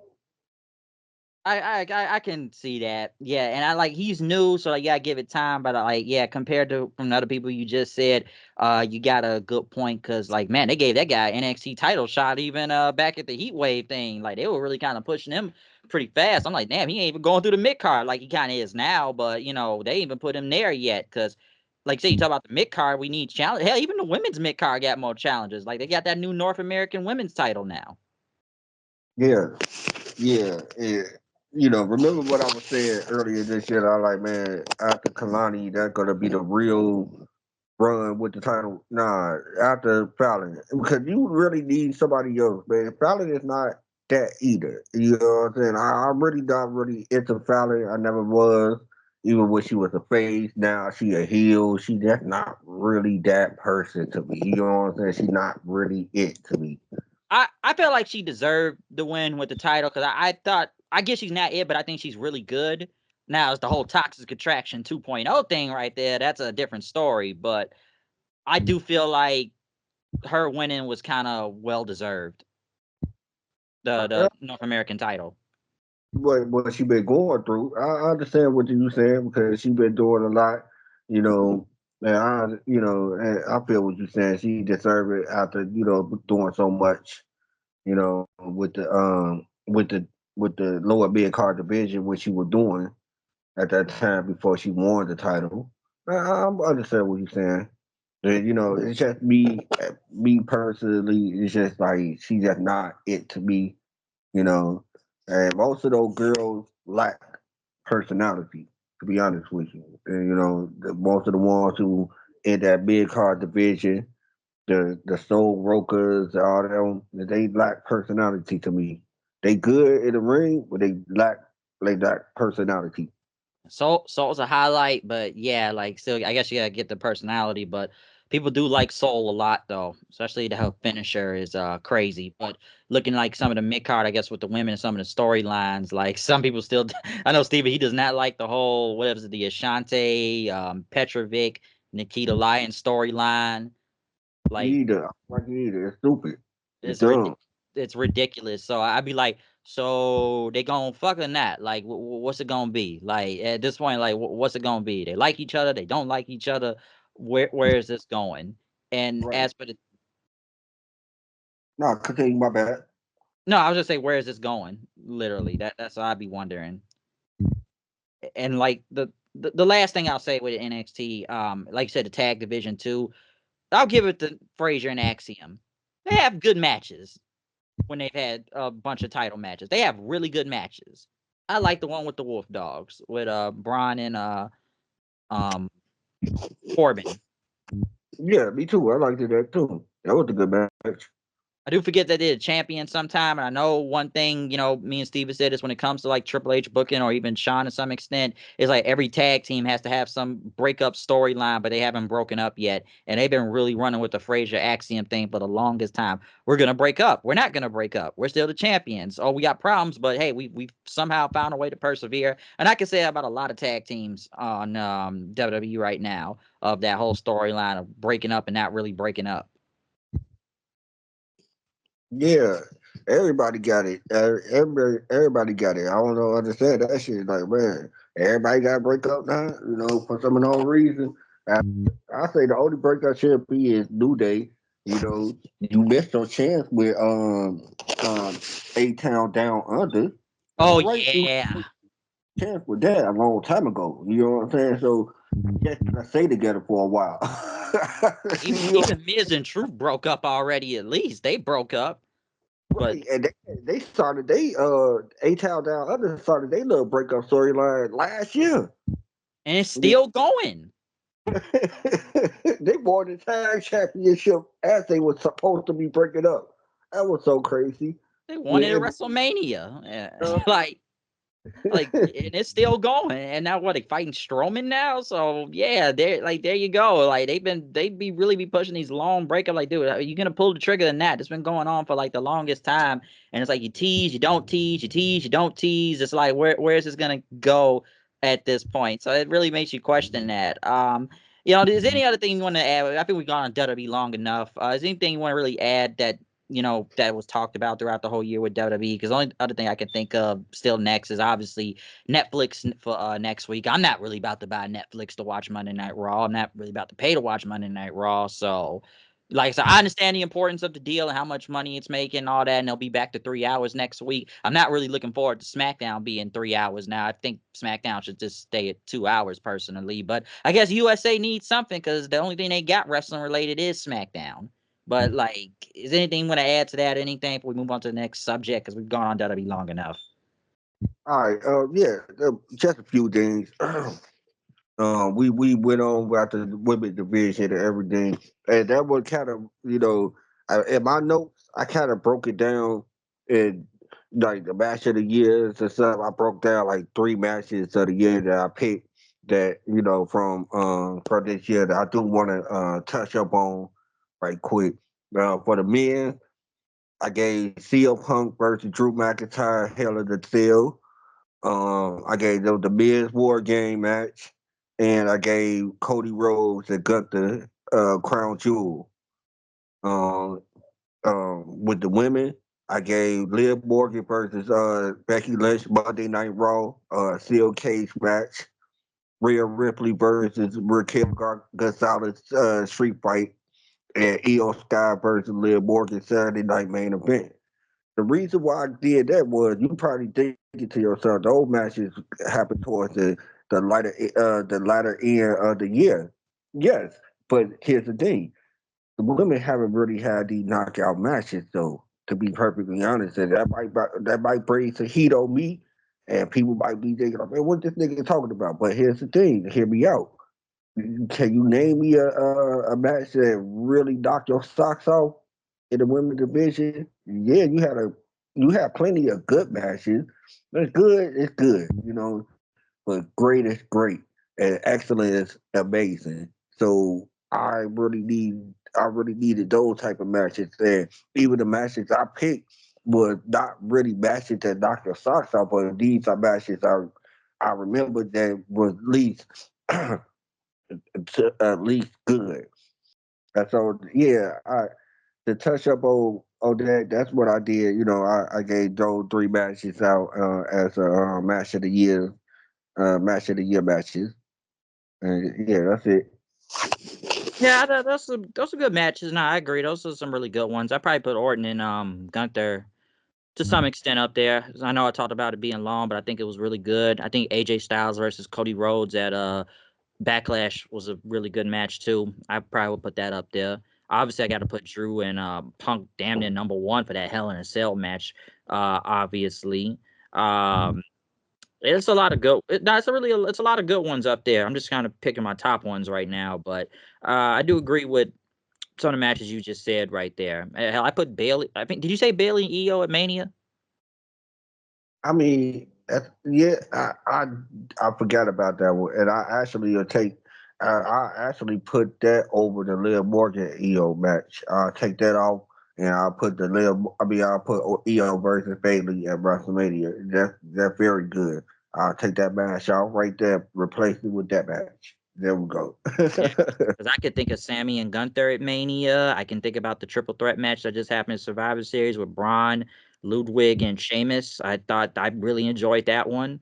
Um, like I said, I'm just naming just some at the top of my head, but no, it's just a few of those I could really put up there. So that's all I really got to kind of say about that. So, we're gonna see what happens once they go to, like I said, with Netflix next week and everything. We'll see what happens with that. But you gotta say WWE overall, they've had a pretty good, really good year. Like despite what you want to think about some of the booking with Triple H, I know some people think it's the greatest thing in the world, but there are a lot of holes in cover that people don't want to pull out. And I'm not gonna go into the media scrums because I know people have gone on that, especially, we're getting the black talent soon enough because a lot of people did not like his answer to that. And, how AEW is doing black talent right now because you could really question that in WWE.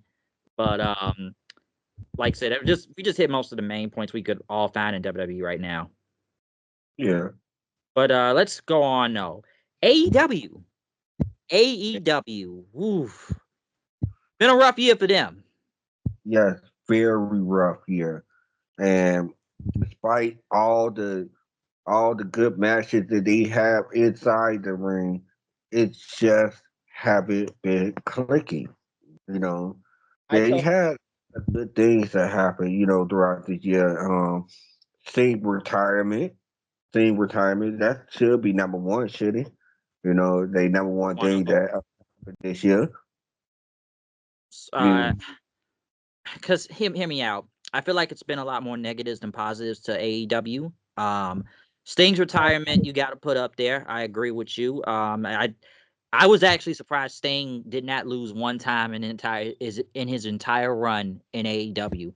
I actually thought he was at least. I personally thought it was going to be Sting versus Darby in his final match, but it was a tag match. I was actually somewhat surprised Sting actually won that match at Revolution with the ladders and all that. But Sting went out on top. Sting went out undefeated. Like I was kind of pleasantly surprised by that. I know some people feel like now, like talked about earlier with Cena, some people feel like Cena. I don't think Cena's gonna go over every match because I was actually surprised Sting did. Because at the end of the day, we all know Sting's AEW run is better than his WWE run by default. We know that. So you know you gotta give Sting a lot of credit, especially for the longevities he's had in wrestling, spanning out from almost 4 or 5 different companies, whether it be WCW, NWA, TNA, WWE, all the way into AEW. Sting has had one hell of a run and could even still go at this age and whatnot. And you know, I know some people would have thought they would have brought more people from Sting's past. I know we brought Ric Flair in, and um who else? Ricky Dragon Steamboat and some others and stuff. But I think yeah, you got to put Sting's retirement run up there. He went out on top, and he's still in the company because we saw him at All In. So I you got to, that's one big highlight they had was Sting's final match. Yeah, and most definitely, definitely say same final match was a highlight. Yeah, I do definitely agree. They did have a lot of negative over positives throughout this year, and it's like you could just think of the negative. Took me a while, Bryce, as I was doing the notes.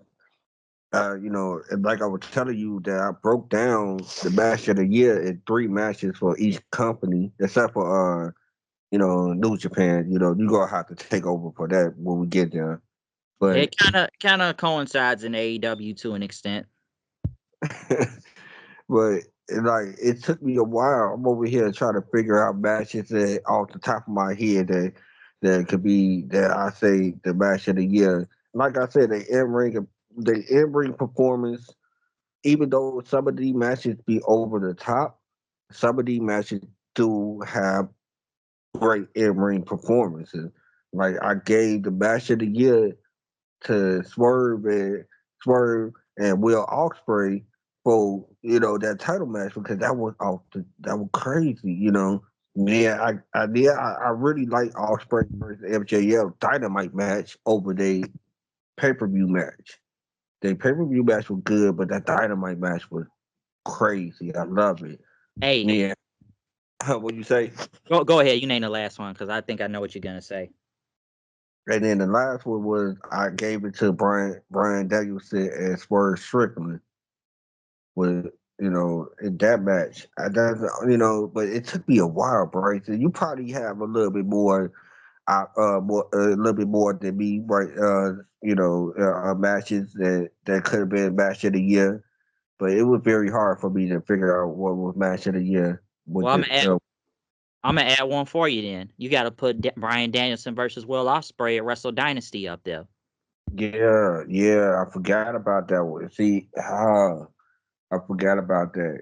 And that was a good match, a very good match. And it's like, you know, eh, can you really come out? Can you really come out saying? I mean, come out thinking of anybody? How I could word this? My bad. Who can you think of who had the stellar year in AEW that you was like, man, they had the best year at AEW out of everybody else? Can you really think of that person? Well, I kind of can to an extent here and there. And listen, I know it's been a lot of signings in AEW, and we got to talk about those too, especially the main ones that they got. Will Ospreay is one of them. He has had a really great year in AEW. You got to admit that. He is one of them. Swerve, that's another one too. He became the World Heavyweight Champion. He beat Samoa Joe for the title at Dynasty, and I know it's going to be some things to say about his booking as world champion because, man, it's a lot to say about that, how that's been kind of topsy-turvy and how they've treated that. But, you got to put him up there, too. There's somewhat of the resurgence of Bryan Danielson, becoming world champion again at All In, a little bit of like WrestleMania 30 from 10 years ago. But you got to put that up there. He's had a great year. AEW,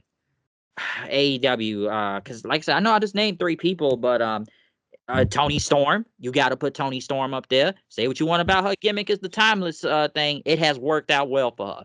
It has worked out very well for her. Um, Damn, who else? Hmm. Willow, I guess I could say Willow. She was TBS champion for a minute. Hey, you want to put? I know I'm kind of going for like top women's matches too, but hey, Statlander and Willow at All Out beat the hell out of each other. Man, that was one of mine. That was one of mine. We were there. We were there. We were there.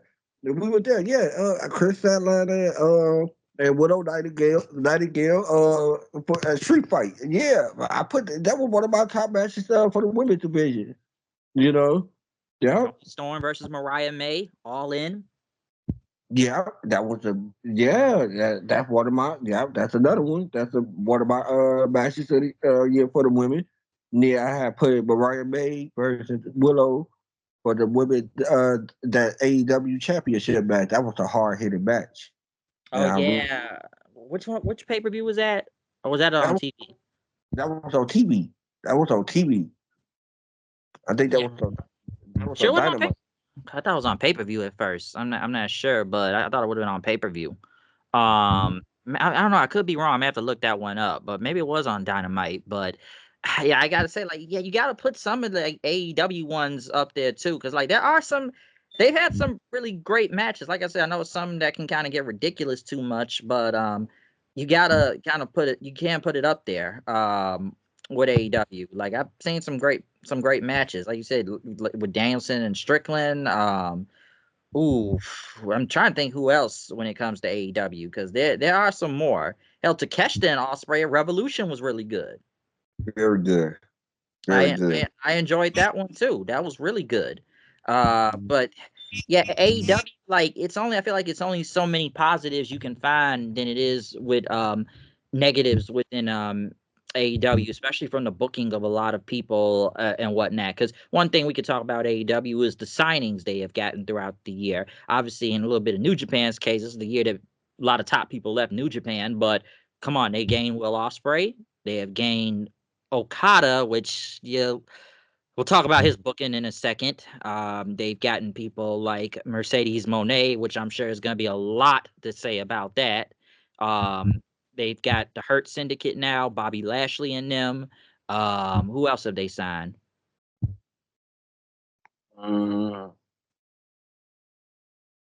Did Deonna Purrazzo come in this year or last year?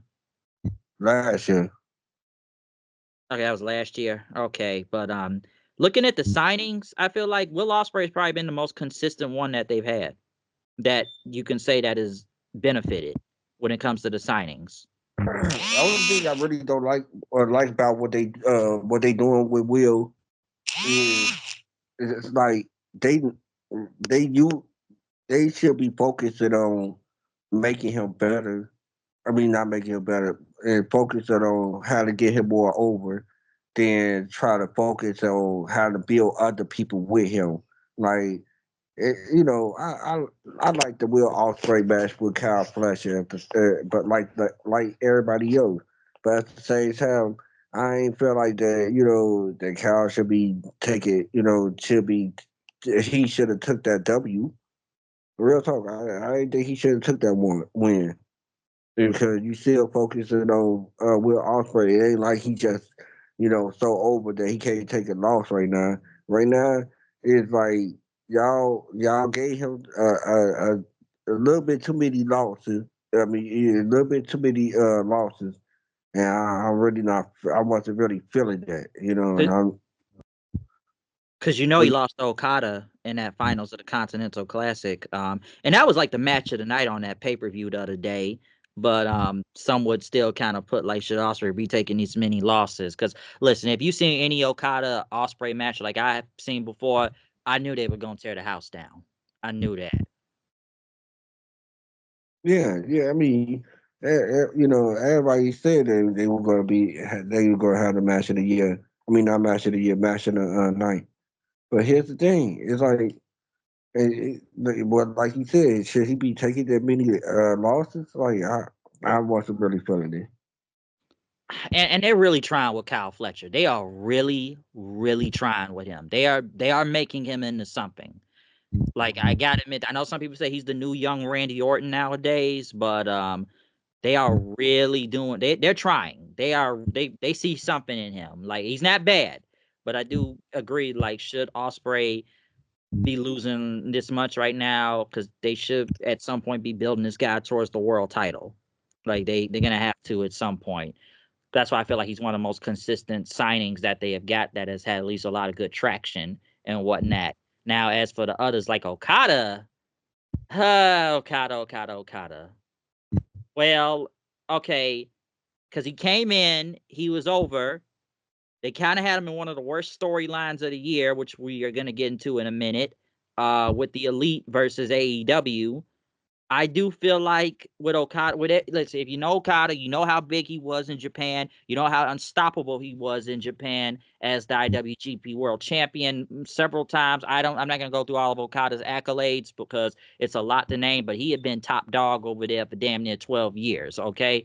He was. Do I think he's kind of coasting to it? Like it's like a work smarter, not harder type of thing. Hey, I'm getting paid a lot of money not to do that much, but I'll say this. Even I said this the other day during the World's End review. Despite what you want to say about Okada's booking of him being like a new Bart Simpson now, like say the line, Bart, or Japanese Ron Simmons saying bitch to everything, or him trying to jack off to Mercedes Moné. I've seen it like 2 times. It didn't happen once. It happened 2 or 3 times. Like we've seen it. Or just despite his bad booking, he's still over as ever. I think he's had a few good matches throughout the year. The one at Pac back at Forbidden Door, and the one with Ospreay that just happened. Eddie Kingston, I'm sure people say that's a different story. Remember, hey, Eddie Kingston had 3 title belts this year. Let's remember that. But he's been holding that Continental Breakfast title for a good minute now. But Okada's like people do question the booking of Okada when it comes to AEW. Yeah, I'll definitely question the booking. For a person who didn't really watch New Japan as much as you did, and, I was looking forward to, seeing Okada on American TV, as much. And then this is what I get, and I did like it.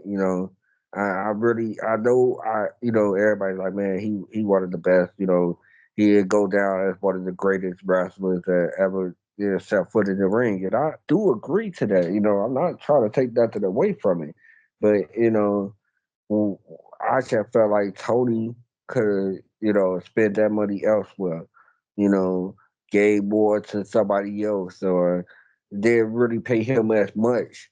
Make him earn it. You know what I'm saying? He knows that he could have. He knew that he all he has to do is just bring up his resume to Tony, and Tony know who he is. He a fan born in wrestling, so he know who Okada is. So he would go up that money. But if I was Tony, if I would stress I would put it I would stress how much I want him to be the Okada or close to the Okada in New Japan. Real talk. I will make sure he knows, man. Yeah, I'm paying you this money. It's a reason why I'm paying you this money. It's because I want at least close to that Okada that I saw with that we everybody saw with New Japan, not this Okada that comes in. All he saying is, "Oh, bitch!" It's like that's all you saying, bro. Like, oh my goodness, the matches are phenomenal. Don't get me wrong, but it's like nobody really be looking forward to it when it comes down to the grand scheme of things. I don't think nobody really looked forward to Okada match how they did when when he first came around. True, true, and I don't think he's really, I'll say this: it's not like he's really lost a lot. Like I know he's gotten wins. I think the only person he's really lost to was what I think Danielson. I think Danielson beat him because I guess I'm trying not to count the New Japan stuff too because I still remember Bryan Danielson and Okada back at Wrestle Kingdom and how great it was. But then they had another match on Dynamite from a few months ago, I think, where the show went like 2.5 hours. Because like Okada, it's just a weird booking standpoint to me with him. It's like I think people wanted to expect they was gonna get the same NJPW Okada and whatnot, and you still want to see that. It's like it'll be time when they have great matches, but it does like come on, how many times can you keep saying bitch every week? Like it's like Bart Simpson now. Say the line, Bart. So, on his case, like, hey, he's getting paid a lot of money, but I know people really question, like, I thought we getting the guy that was like top dog in Japan. Yeah, I would. I thought the same thing, but Even when we went to All Out, I even said, like I said earlier, say what you want about his booking, he's still over. People still like him. Yeah, I mean that's due to his reputation. Yeah, New Japan and how big he was over there. So I think that helps a lot. And like I said, I know you didn't see the match with him and Ospreay, but the crowd went ballistic. Like before the match even started, fans went holy shit because they seen these two face each other multiple times in the past. Yeah, man, they already knew they were gonna have a good match, which So they yeah, did. they did. It was a great match. Like I said, some of you already said match of the year too. So once again, another great match. But like Okada's booking. Here's the one to talk about: Mercedes Monet. Oh boy. Right You off see, the bat. you see what happens when the WWE machine is not behind you. Not to be, not to say anything bad about it. Like she really haven't had a good run at AEW. They threw her the TBS title. She have the good matches, but the promos are bad. The her segments are bad. It's just it's like everything around her is bad except for the matches. From an in-ring perspective, it's been really good. Like the matches with Statlander that just happened, even though I don't think the second one needed to happen the other day. Because like Statlander wasn't gonna win. What was the point? Obviously the matches with Willow, I thought was really good. Even I'll say this: her matches in New Japan are better than the ones in AEW. I know you didn't watch the one recently she just had in New Japan, but who did she go against? I think her name was Akuzi. It was a really good match. So, like you said, match quality, it's not bad. But everything else, though, even from the bat when she came in, I didn't think it made any sense. Like, so let me get this straight. You debut her in front of her hometown in Boston and all that, right? Tell me, why do we have to wait for 2 months for her to actually do a match? It's like if you knew she wasn't ready, why did you bring her in? It's like you debut and then you don't do nothing until the next pay-per-view that's like 2 months away. And it didn't make any sense. It's like, what are we waiting on here for? Because the commentary was bad. A lot of the stuff she's mostly kind of done is like cringe, as you said. Even at one point, I think I said this before, like, gonna come out, do the little stripper dance thing, and then cut some cringe promo, something like that most of the time. And I even said before, I could see why I see why WWE didn't take her back. Because I felt like people felt like Triple H was gonna kiss her ass or something. I'm like, I don't think that was gonna be the case, so they didn't really give in demands like that. Because a lot of people wonder, like, okay, Naomi went back to WWE, how come she didn't go back to WWE? And obviously Tony Khan, which I'm sure everybody's gonna say the money mark himself, apparently she like the highest paid woman in AEW, and I even said it before. I hope you getting a return on that investment. He not getting a return off their investment. We all know that. It's like we just highlighted everything that was wrong with her. You think he get it advance? I mean, he get it a, a a repayment off of their investment? No, he invested a lot of money. We already know that he went into $40 million in a hole this year. Despite all everything that he been doing with the Time Warner and everything with them. When Warner Brother Discovery and shit like that. No, no. Look, here's the thing. He not getting an investment off of anybody but Will Ospreay. Just be point blank. Is just just be serious about anything. Yes, you say Okada is still over with certain, with certain crowds, but certain times he do get uh, you know, a very quiet reaction.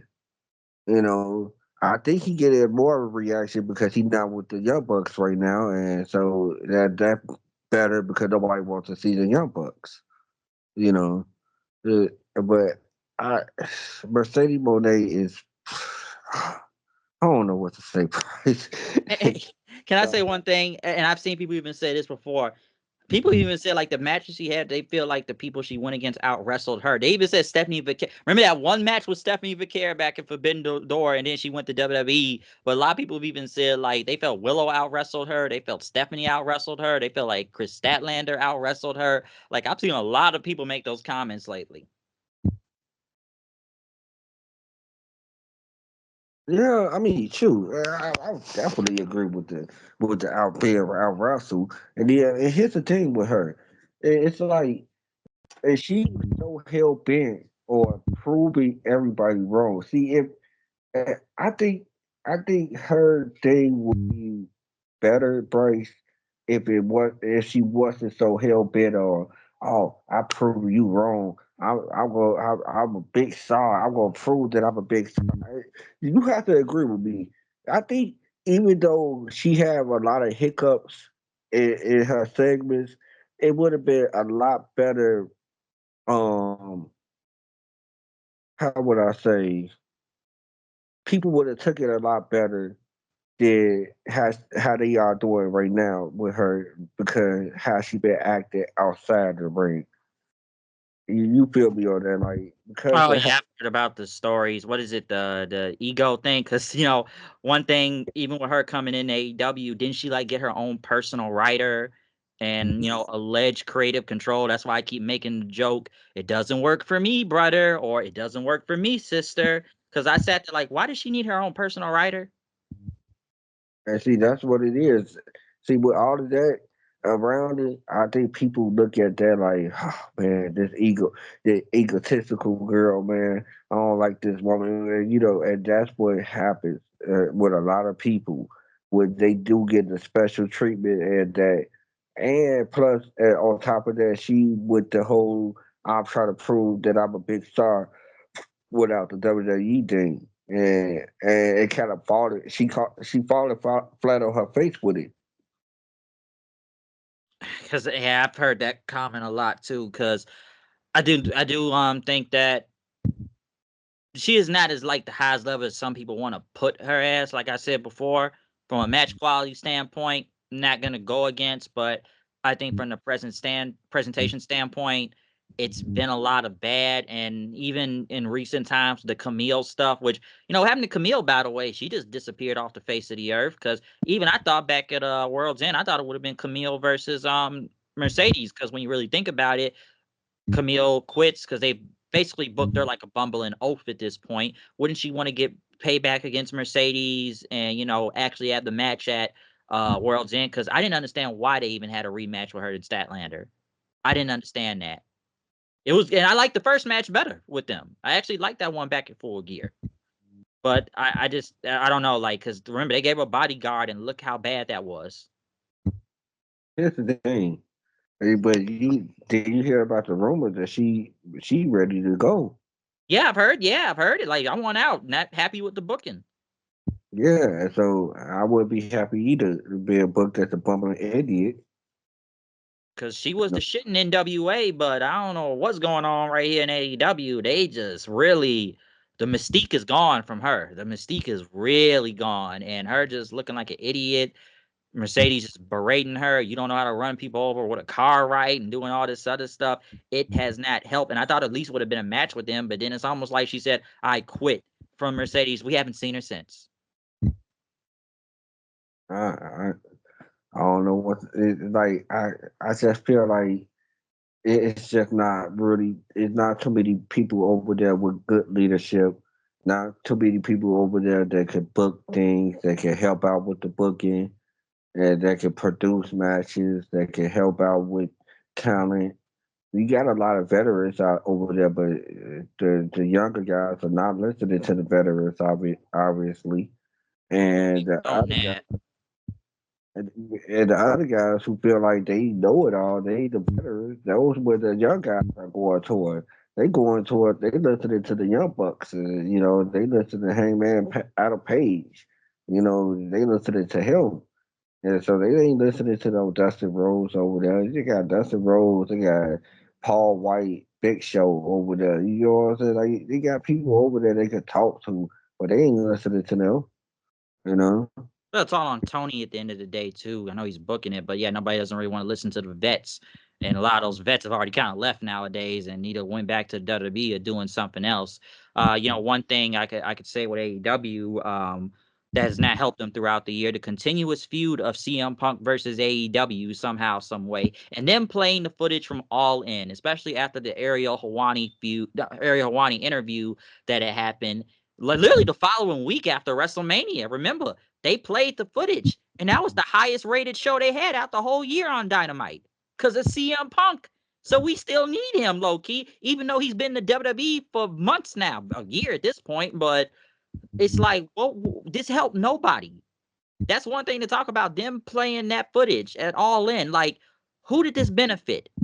It made CM Punk's story basically say he was telling the truth, because you go back and listen to that interview, and Ariel Helwani even posted the footage of the interview with the clip on there, and then, they took it down on Twitter. He even kind of went on about that. This is everything he said that happened. And it's like, who did this make look good? Okay, did it make Jack Perry a star?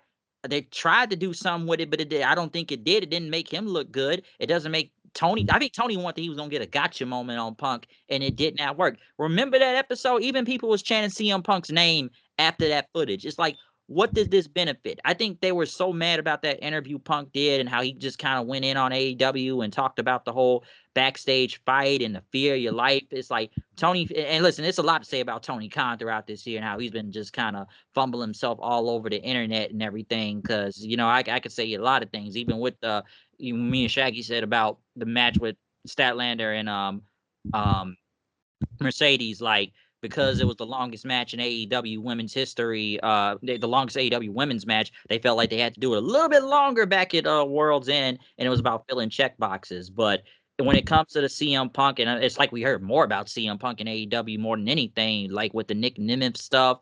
No, I'm sorry, not Nick Nemeth. I'm sorry, I mean Ryan Nemeth, his brother. It's like, how much we gotta keep hearing about Punk, and he doesn't even work there anymore, because that playing that footage, that didn't really do them any favors.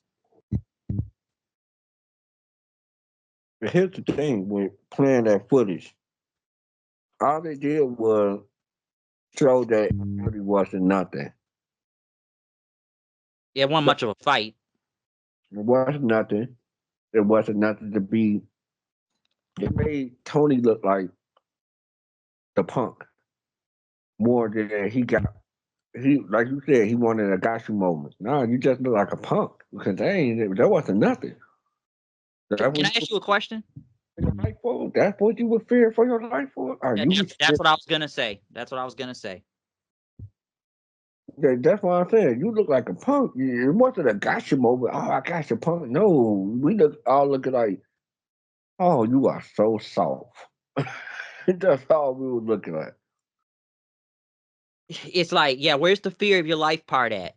I want to know that. All I saw was just a little tussle, and Samoa Joe got involved, and you could see Chris Hero just kind of walking away, like putting his hands on his head, like, what the fuck? Like, what the fuck's going on here? So where was all these people that were in fear of their life? Where did he endanger everybody? Man, in Tony eyes, that was the fear for his life. And it's like, I didn't understand what we're playing that footage was going to help. It got you your highest rated Dynamite throughout the whole year, but that proved you still need CM Punk. Mm-hmm. And he's not even there. Like, he's gone. Like, what? Like, that interview with Ariel Helwani really just, they felt like they had to get back at him. And like, it just kept continuing on Twitter also. So like, that didn't help him. And just stuff Tony Khan says. Remember, aren't they like the Coca-Cola of wrestling, and WWE's the Harvey Weinstein or something? Oh my God. AEW is Pepsi, or was it Coca-Cola? I think Pepsi. Yeah, Pepsi. But it was like, what was the point of saying that though? Remember the neck breaks? Oh, here's the thing with the neck brace. Talk about one of the worst feuds throughout the year. First off, we've had 3 different heel groups now come in saying they're going to take over AEW. And like, here's the thing. We started off with the Undisputed Kingdom. That went nowhere. Okay, and we'll get back to how bad that's one of the worst feuds of the year. We'll get back to that in a second. But then we move on to the Elite versus AEW. They beat up Tony Khan. And how long did that really last? Like, it went nowhere. And then the neck brace thing, and don't get me started on the match of Double or Nothing, the Anarchy in the arena match of, flamethrowers and all that. But it's almost like that feud just fizzled out with the Elite taking over. And now we moved on to Mox and the Death Riders. Now that to where they said like, yeah, we're going home. We don't need to be here. We're gonna go home now. That's it. So it's like we've had 3 different feud like groups that were going to take over, and now that the Hurt Syndicate is here, aren't they the new ones that's supposed to be taking over? So it's like, who's really taking over here? It's like you had the Elite beat up Tony Khan, and it's like it just fizzled out real fast now. That's like one of the worst feuds of the year, and like it just went out real fast. Yeah, I that was one of the worst feuds of the year, and oh my goodness! And yeah, remember that feud sparked up everything else around it bad. The scapegoat bad. That scapegoat Jack Perry thing is bad. The Raven. EBPs that whole thing is bad. And guess what? They're going to come back soon. But guess who came back? What that pay per view called? World's End. Yeah, World's End. Guess who came back? Kenny Omega. Right. I guess AEW needs him now, according to him. He said AEW didn't need him. He said they was just doing just fine. He had stuff to take care of in New Japan right now. Yeah, man, they were just doing fine with those 500 and some thousand rated. Excellent, Kenny. Excellent. But yeah, they're going to continue because guess what? When he came back, they're going to come back. You know? Well, they'll be all on the Tokyo Dome next week for Wrestle Dynasty and Kingdom. So that's where they're all going to be at. But yeah, that's going to spark something back up again because it's just like the Bucks just went home. But hey, they can show up in New Japan though right now instead of showing back up on AEW television. And it's like, yeah, that Elite thing just fizzled out so fast. We've now moved on to the Death Riders where they were just beating up job guys every week. It's like, because it's like, this is Team AEW. Like, you got to remember all the job guys in the parking lot standing there. It's like 4 against 20, and they all got their asses. Oh, remember they beat up the Dark Order and Top Flight in the back, and then they got in the truck, and then they start trying to chase the truck, and then they start talking shit. Right? I like, didn't y'all just get y'all asses kicked? How you talking shit right after? 4 or 5 people just beat up like 10 of y'all. Remember that? And Daniel Garcia is supposed to be like the savior of AEW. I don't know how they got that. Because to be honest with you, the boy matches, the boy segments are not. It's so bad that they got him on Collision. Yeah, and they signed him back. Remember, he re-signed. They ain't even putting his segments on Dynamite.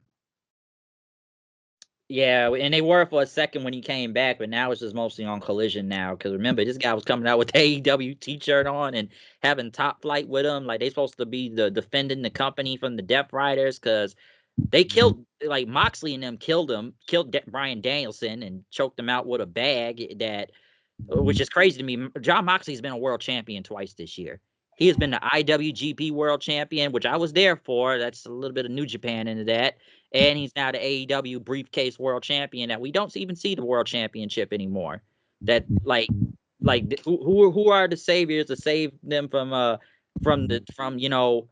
Mox and them? And I even said this a few months ago. If the Bucks are gonna go home, why do I feel like they're gonna come back as faces and they're gonna be the saviors to save AEW? I feel like that's still gonna happen because Garcia is now like the Mr. I'm like, you all need to, like, this is AEW people. This is what we do over here. Like, nah, he's like the big leader now. And it just wasn't gonna get bought into going against the damn Death Riders. And I just remember him killing Danielson, and I was actually surprised that Mox won the title again. And I just remember, you got Excalibur crying like a bitch out there, like, Bryan Danielson. I'm like, dude, you've seen worse stuff happen. Like, do we need to go back to Hangman versus Swerve, which we were there for it All Out, which I can at least say that was a feud of the year. I can at least put that up there between Hangman and Swerve. These guys literally tried to murder and kill each other, burning up houses and concrete bricks and real cinder blocks and stuff. But like, come on, dude, you seen worse, but you out there crying for Danielson like he just died or something. Brian Danielson. Shut up. No, I put that as a feud of the year though. I did. One of the AEW feuds of the year was Hangman Adam Page versus Swerve Strickland. Real talk. I put that as one of the main one of the feuds of the year. I And agree. so yeah. These two did try to kill each other, so you definitely got to put that up there. Like we were there live for that, so no, that unsanctioned match was that was crazy. Like I will say, do you have anything to say about Swerve's time as the world champion? Here's the thing. Here's the thing. What I gotta say about his time as world champion. They didn't book him good. Remember at one point he would get his butt handed to him, like he would get it whooped on a weekly basis. Remember that? Like that wasn't good at all, and I didn't understand why they were booking him as that like that. They started booking him good until the Brian Danielson feud. Yeah, because I don't know, man. Even when he won the title, I thought it was kind of weird. He was like the first part of Dynamite, and why is he going 25 minutes almost with Kyle Fletcher, who was like the Ring of Honor television champion, I think, at the time? I'm like, shouldn't this guy have a big celebration coming out? You're Like, right. you're supposed to be the first ever AEW, Black World Champion. Shouldn't we be making a big deal out of that? Yeah, we should. But nah, that's how he'll go 20 minutes with Kyle Fletcher. I didn't understand that. It was like some of the booking didn't make sense with Swerve half the time. Even some people didn't like that he tapped out to Brian Danielson. I've seen some people say that at All In. Here's the thing. I'm cool with him chopping out to Brian Danielson. I'm cool with that. Because here's the thing, that Brian Danielson.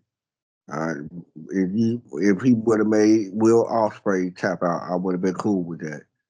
And it's like I don't see nothing wrong with it. But at the same time, I didn't think his booking was very good. I did not think it was very good at all. It was very questionable from the get-go. Yes, yes. From the start, like we were just saying, from the start, the next night the next Wednesday night, it was a 20-minute match with Kyle Fletcher. So that didn't make any sense, and I understood. I understood that. Hell, he wasn't even main event in pay-per-views for a second, I thought almost too, because what he did he main evented Forbidden Door. He didn't main event Double or Nothing. I know that because he went against Christian at that time. It was a really good match too. But there was just points in time where I felt like this guy needs to be positioned at the top of the company. He is the world champion. That's what I felt. So it was always kind of questionable with his booking as the world champion. Yeah, but we could say that it wasn't just for Swerve that it was bad booking. It was bad booking for a lot of people with But it's a AEW. lot of bad booking for people in AEW. We can name a lot of names off of, okay? Because, oh God, who else can I say that's had pretty bad booking? Maybe should I just say the women's division in general? Mariah May, she had bad booking. They haven't capitalized off her ever since she beat Tony Storm. They have not capitalized well on her. Bingo. Say it again because they did it. They did it. And, and I thought they would. That was the That was the point right there. That was the main thing to get the title to her to capitalize. Nah, they took a long time to have a celebration with Mia. Um, they had a match with at Winter Coming. Nina. At the same time, I just think they just dropped the ball with that with her. The women's division sucks. To be honest with you, I'm sorry, it really does. Everybody can say, "Oh man, they had good matches." Yeah, like I said, you can have good matches, but at the same time, your character sucks. And your TBS champion sucks. And she should be elevated people where they have matches with her or have segments with her. But no, they don't. It's just the whole segment suck and everybody goes down with it. Mariah May really suffered from Mercedes Monet being there. And that's why the AEW Women's Championship becomes the secondary title with Mercedes Monet is around.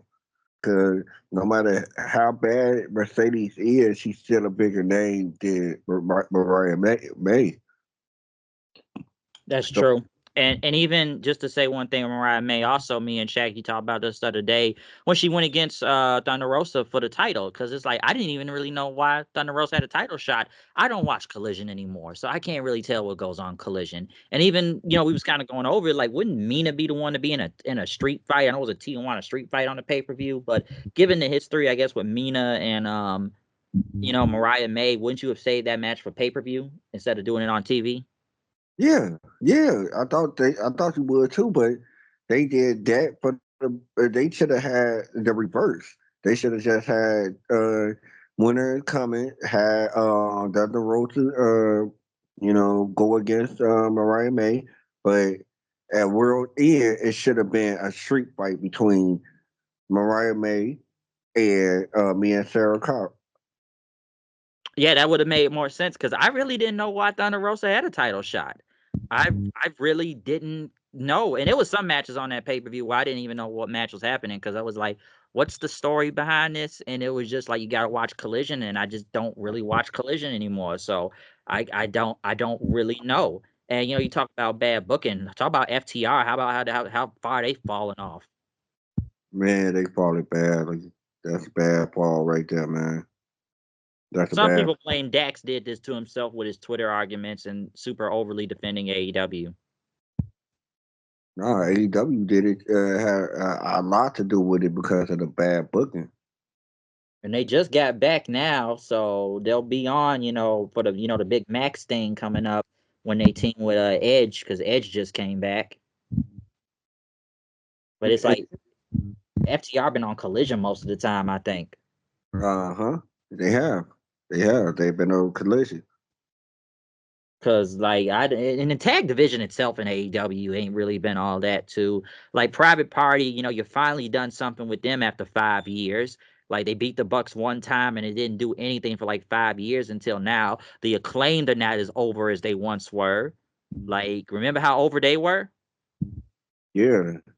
And that's another person who kind of, I think they kind of killed their own booking. And the claim, I would say, I'll say Matt Caster really with the whole I'm the best of the world, all that stuff. Like, oh boy, shut up. And then certain things he been doing on Twitter that people not really been feeling. So I think that he really helped the situation. The bar That they, falling off. yeah, that he really helped that situation. I really do think that. Yeah, I think a lot of it's on Max Caster, especially the best wrestler alive. Like you ain't even the best wrestler in your own group. Like what are you talking about? And I know some people say most of his raps have just gotten really political nowadays. Like I've seen that for a while. It's like you got always some do with politics all the time. I've seen that for a minute, but the Acclaimed is falling off. Just like a lot of like the tag division itself is just not what it once was. Um, like that's one thing you can say about the Bang. Remember the Bang Bang Scissor Gang? Yeah, And you talk about one of the worst feuds of the year, MJF versus Adam Cole. Will yeah, it, but I hope it's over after this. I was really hope, but it makes no sense anymore. This whole feud makes no sense. They both got hurt. They both been gone for a minute. And remember, Cole turned on MJF, and then Cole was in a wheelchair for the longest time. And then when they both came back, now MJF, we had to turn him heel again because the face thing wasn't working all the way. And then when Cole comes back, now he's the face, and now all the Undisputed Era / Kingdom want to beat. But this is like 5 people going against one person, and what like it's so much things that don't make sense anymore within this feud. People already go enough about Adam Cole and his size, whether it be him facing the House of Black. Like, who man? Like, listen, man, I knew Adam Cole was kind of small, but he was never this small. Like, I know that's been quite like this whole feud makes no sense anymore. And wonder like why did we even continue this? Both of these guys should have just moved on to something else. Because, like, I'm surprised it's gone this long. And after what I saw at the pay-per-view with the whole Dynamite ring, it almost looked like it's going to continue. Here's a good question. Whatever happened to Wardlow? Oh man, that boy fell to the abyss again. Man, they go put him on a milk carton. You know, that's how we gonna have to find them, man. You know, do they still do that? I don't know, but we'll put them. Somebody put an alert on him because he been missing for a very long time. What you say since the summer? Oh, God, a little bit before the summer, I feel like, too. I think Double or Nothing was the last time he was around, I think. I remember when Samoa Joe just killed him on TV, and that was it for the world title. He was just done. Like, Joe just choked him out, and that was it. And then and then remember, like, Adam Cole kept looking at him like he was going to take him out. They were kind of playing into that because he kept fucking up. But now it's like I don't know what happened to Wardlow. It's just he's gone, and this feud doesn't make sense anymore. Like this whole MJF Cole thing is like, end it, please end it. This is one of the worst. And you can say, even Shaggy told me this feud Loki been going on for 2 years. When you really think about it, we got to go back when it was, better than you, baby, and just leading up to remember last year World's End. We shitted all over that whole thing, especially the ending of it. So it been, oh my goodness, it's been that long, and they still were doing it at the end of this year. And you know what the whole thing about it though, Bray? I understand that people got injured and stuff like that. That mean pivot. That don't mean stay your course. No, that mean pivot. That do something else. That don't. It's like it's things that Tony don't know how to do. He needs to learn how to do it quickly because you just gonna get your same niche audience that don't, that coming around because you don't know how to pivot. Nobody wanted to see that match after a while. Like everybody wanted to just, move on with move on with the situation. Like, okay, they got injured. You can come back to it. You know, later on, you could have came back to it later on in 2025. I ain't understand why you needed to do it now. Yeah, because I hope it's over. And then, they got Kyle and Roddy, and like the Undisputed Kingdom era is kind of back together. It just like Cole, man, I don't like that match with Buddy Murphy, man. The size difference is just, people were even mad that Cole even won that match because they were mad. Remember him and Takesha? Oh, Takeshita, yeah, Takeshita too. Like, give Takeshita credit too throughout the year. At least he's kind of, they got him in a better spot nowadays as the international champion. But yeah, people didn't want to see that happen. They really didn't. But at least Takeshita won that match, I believe. So at least he won that. But Cole was beating Malachi Black, and everybody thought Malachi Black was about to leave and go back to the WWE. When he was just kind of looking around, they thought he was leaving. I mean, it's like it's like he didn't know that, man, this didn't look right.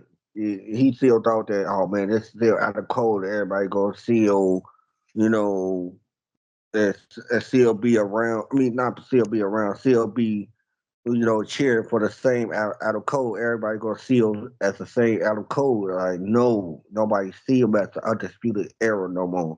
Everybody just see this skinny not even a kid. He mid 30s now. But see this skinny guy beating up old guys who 10 times bigger than him. So nobody want to see that. And I gotta say one thing too. Me and Shaggy talked about this. They gotta move something new with Adam Cole, because it's almost like ever since he kind of got to AEW, that's one thing we're still kind of relying on stuff from NXT and Ring of Honor to an extent, with the Kingdom and the Undisputed Era, or even Bullet Club to the extent of the people he's been around, because he's been around them before, and it's almost like they kind of rehashed it to some sort of extent instead of moving on to something whole, like, totally new. Yeah, the MJF stuff was new at the time, but it's almost like even right now we're back together with the Undisputed Kingdom and all of that. So it's almost like they can't get him past that. He's still in, like, almost a little bit to his NXT ROH kind of days to an extent. Yeah, yeah. I'm. I don't know what to say about. They want to, rebuild this undisputed era, undisputed kingdom, whatever. It's like it's not going to help. It's just not going to help. And they're not going to have people to view with really, and the view is going to be bad. Like AEW is in this weird position that nothing they will do really will help. Not even your boy? Who we talking about? Your boy Chris Jericho, the learning tree throughout the year. Oh man, he had a terrible year. Yeah, Hi guys. Hi guys. Hi Kyle. Hi Shaggy. Hi Gerard. Hi Isaiah. Hi everybody. Hi Isaiah. Hi guys.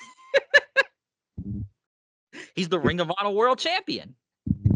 he had a terrible year. The King of New York.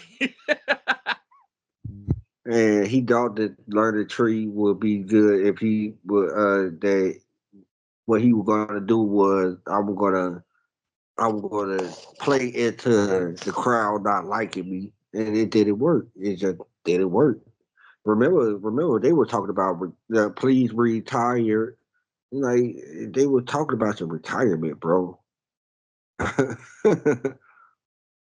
And a lot of these matches have not been good, or the feuds he's kind of been with of what, like Hook, I believe you think he feuded with, and for the FTW title, they feuded over. Yeah, he was FTW champion. They feuded over that, and I think Garcia again. Did he feud with Garcia again? Or no, I don't think he did. But Mark Briscoe and just the Big Bill and Brian Keith, like the whole thing has just been like, is this supposed to get heat? And it's like, man, he doesn't even disappear off of TV now. He's on there all the time. Like you will get Chris Jericho in some sort of fashion on this show. Yeah, and that's not a good thing. That people saying it's not a good thing because he's not really elevated people. I think Jericho's, once again, I know we talk about creative control, but I think Jericho just books himself. Yeah, I think so. I think he books himself. I don't think Tony is booking any of his segments. Unless he believed this is gonna get over. I'm like, why is he the Ring of Honor World Champion again? The face Matt Cardona. I'm like, what are we doing here? Like, why is this a thing? The King of New York. So they've really been doing this learning tree for multiple account of months now, and it's like, how long can we keep doing this? And who else is he really about to beat? So they really trying with Chris Jericho still. I don't know. And you talk about, like I said, I said before, I feel like it's been more negatives and positives, but look at the viewership of what AEW has had. Look at the attendance, would say, and I can really count because I was at that collision before All Out, and it was barely anybody there. But it's like, just look at that. Look at the booking of a lot of people. Just the product itself.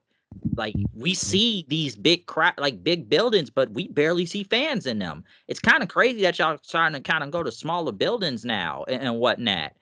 So it's like it hasn't been good. And just like we talked about Tony Khan, a lot of people said this about Tony now. Tony is basically Vince, just without all the allegation stuff going on. Like the stuff Tony said he would never do, you've done the opposite now. Cause just like I said with even the contracts, because look at the Ricky Starks and the Lucha Bros situation. Yeah, and they situation and how really highlighted. I mean, highlighted how bad Tony have been with this company.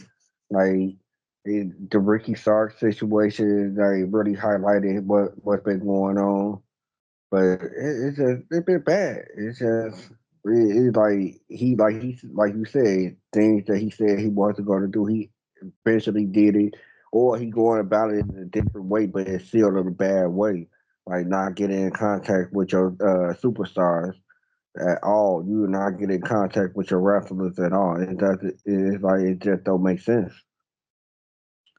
Yeah, that's true because we seen it and people I guess want to leave and he doesn't want to because we know Pentagon's gone after watching Raw, like it's already kind of confirmed he's coming there, and Phoenix, I guess, is trying to come out and talk about all this treatment and everything. And it's like we hear so much backstage stuff about AEW. You don't hear the positives.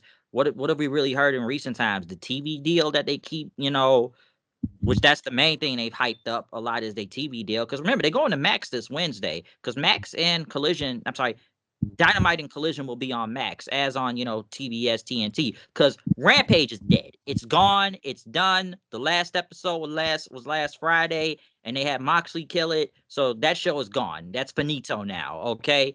I'll say this about Rampage. Rampage was one of those things where it was kind of good for maybe the first few months, especially with CM Punk debuting there and maybe a few other matches and whatnot, but it fell off real fast and it became another Dark Elevation. Like, that's what's really did not help them. Like, because it's been, like I said, it's been a lot of negative, and like I said, Rampage had to go. It was dead, but they really been hyping up the TV deal a lot, though. They've hyped that up a lot. I mean, that's the only thing they can really hype up. You got to understand they need to win. They've been taking so many L's. They need to win. That was the only win they got.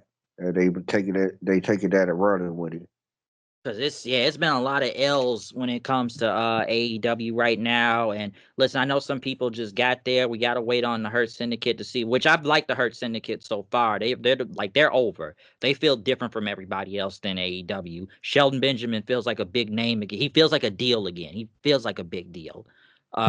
Ricochet, I know this is now leading. I guess this is leading to his gimmick now of being just condescending or just cocky heel. Cause like, listen, we know this nigga still can't talk, okay? And even his Twitter feuds, I guess now it's starting to become manufactured as the toilet paper. But I still feel like the people he be trying to cook online, the random folks online, be cooking him more than he think he's doing. Cause like I said before, Ricochet was just gonna fit just right in with AEW. But then again, he's not different from a lot of people because we got enough like 10, 50 flippy guys down there that can do the same thing he can do. I don't really blame him for leaving, I guess, WWE, given, I guess, where he was going over there and nothing happening. But it's like, how far is this really about to go in AEW? Because everybody felt like he already peaked because the Ospreay match. That's what they wanted to see, the Ospreay match. And it kind of peaked a little after that. Yeah, that was it. Everybody just wanted to see the Ospreay match. Tony Khan doing what WWE never, rarely done, and put a mic in his hand. And you see why they said don't do that because the boy don't have any type of personality. I guess he tried to call himself doing the whole I'm a heel thing. I'm a douchebag. Everybody don't like me type of thing. Like, man, like I'm not really feeling this. Everybody saying it's not really a good look, and it's not really a good look when you going back and forth with these guys on Twitter talking about, oh, I got more money than you and all that. I'm like, man, bro, I calm. got Samantha Irvin, which I'm almost surprised. I wouldn't be surprised if she ends up in AEW soon. Yeah, because I don't know what she been doing lately anyway. Because I was actually surprised she even left WWE. I was actually kind of surprised about that. But she said she wanted to do more. She didn't really want to be an announcer. She wanted to like manage people or be a GM and all that. She just didn't want to just do announcing. She's a great announcer. I know some people feel like she went a little bit over the top sometimes, but I never had that much of a problem with her, other than maybe the egregious crying at WrestleMania. But that was kind of it. Yeah, right. She did a good job as an announcer. It's just I feel with certain people want to do more. Yeah, that's understandable. And I feel I, all I that. I guess WWE just didn't see it and they didn't want to do it. So that's why she just really ended up leaving. So I was kind of surprised that she had left though, but it wouldn't surprise me if she does end up in AEW because it looks like they're trying to do something with Ricochet, and I guess he's going to be feuding with Swerve next, and just him trying to join the Hurt Syndicate because just doing the whole Jada Kiss laugh now, and we didn't seen Lashley and them yelp him up, damn near choke him, like, get your goofy ass up out of here, basically. Like nobody likes a kiss ass. What? Wait.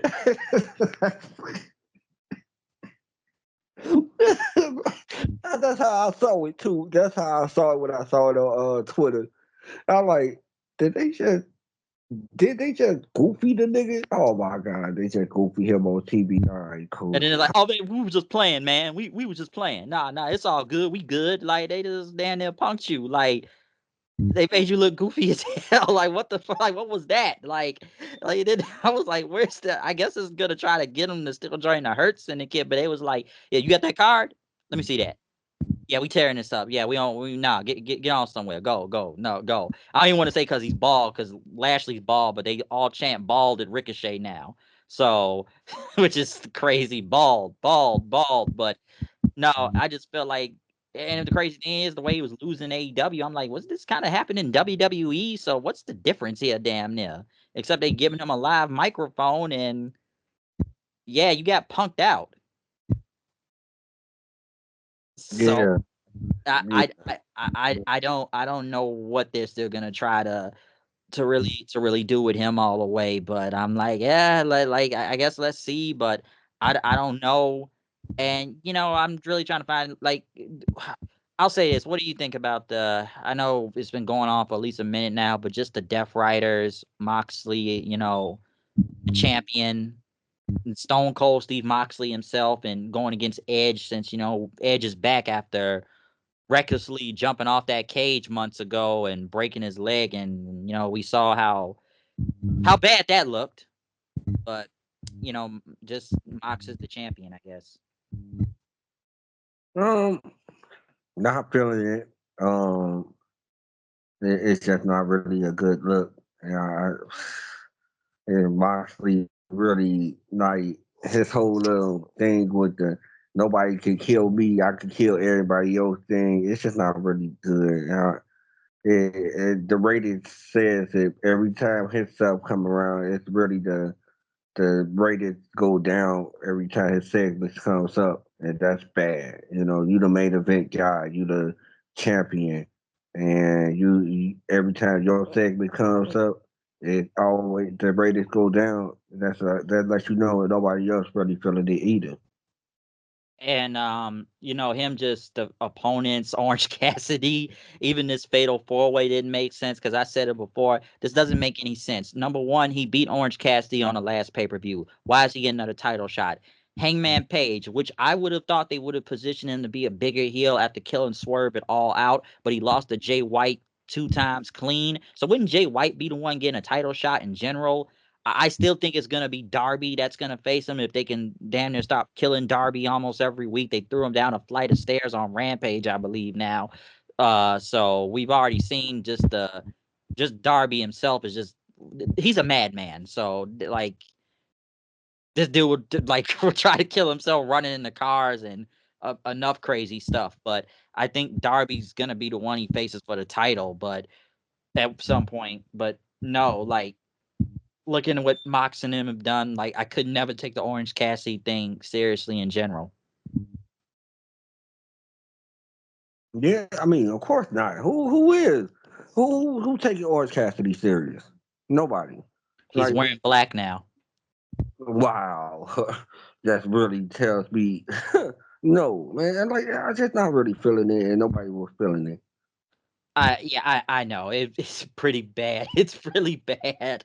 Um, is there anything else to add with AEW? Because like I said, I feel like it's just been more negatives than it's been with positives throughout the year. Like, is there anything else you can really find when it just comes to everybody on there? 'Cause I know you already named some matches of the year and a few MVPs and whatnot, but I don't know, man. I feel like AEW's had a really, really rough year, and even just some would say still trying to take shots at WWE and everything. Like we still see that, the grind, bruv. I wasn't grinding on the boss's daughter. Some people believe that felt deserved on Triple H though, but I still remember that line. I didn't have to grind on the boss's daughter to get here. Yeah, like, yeah, whatever, dude.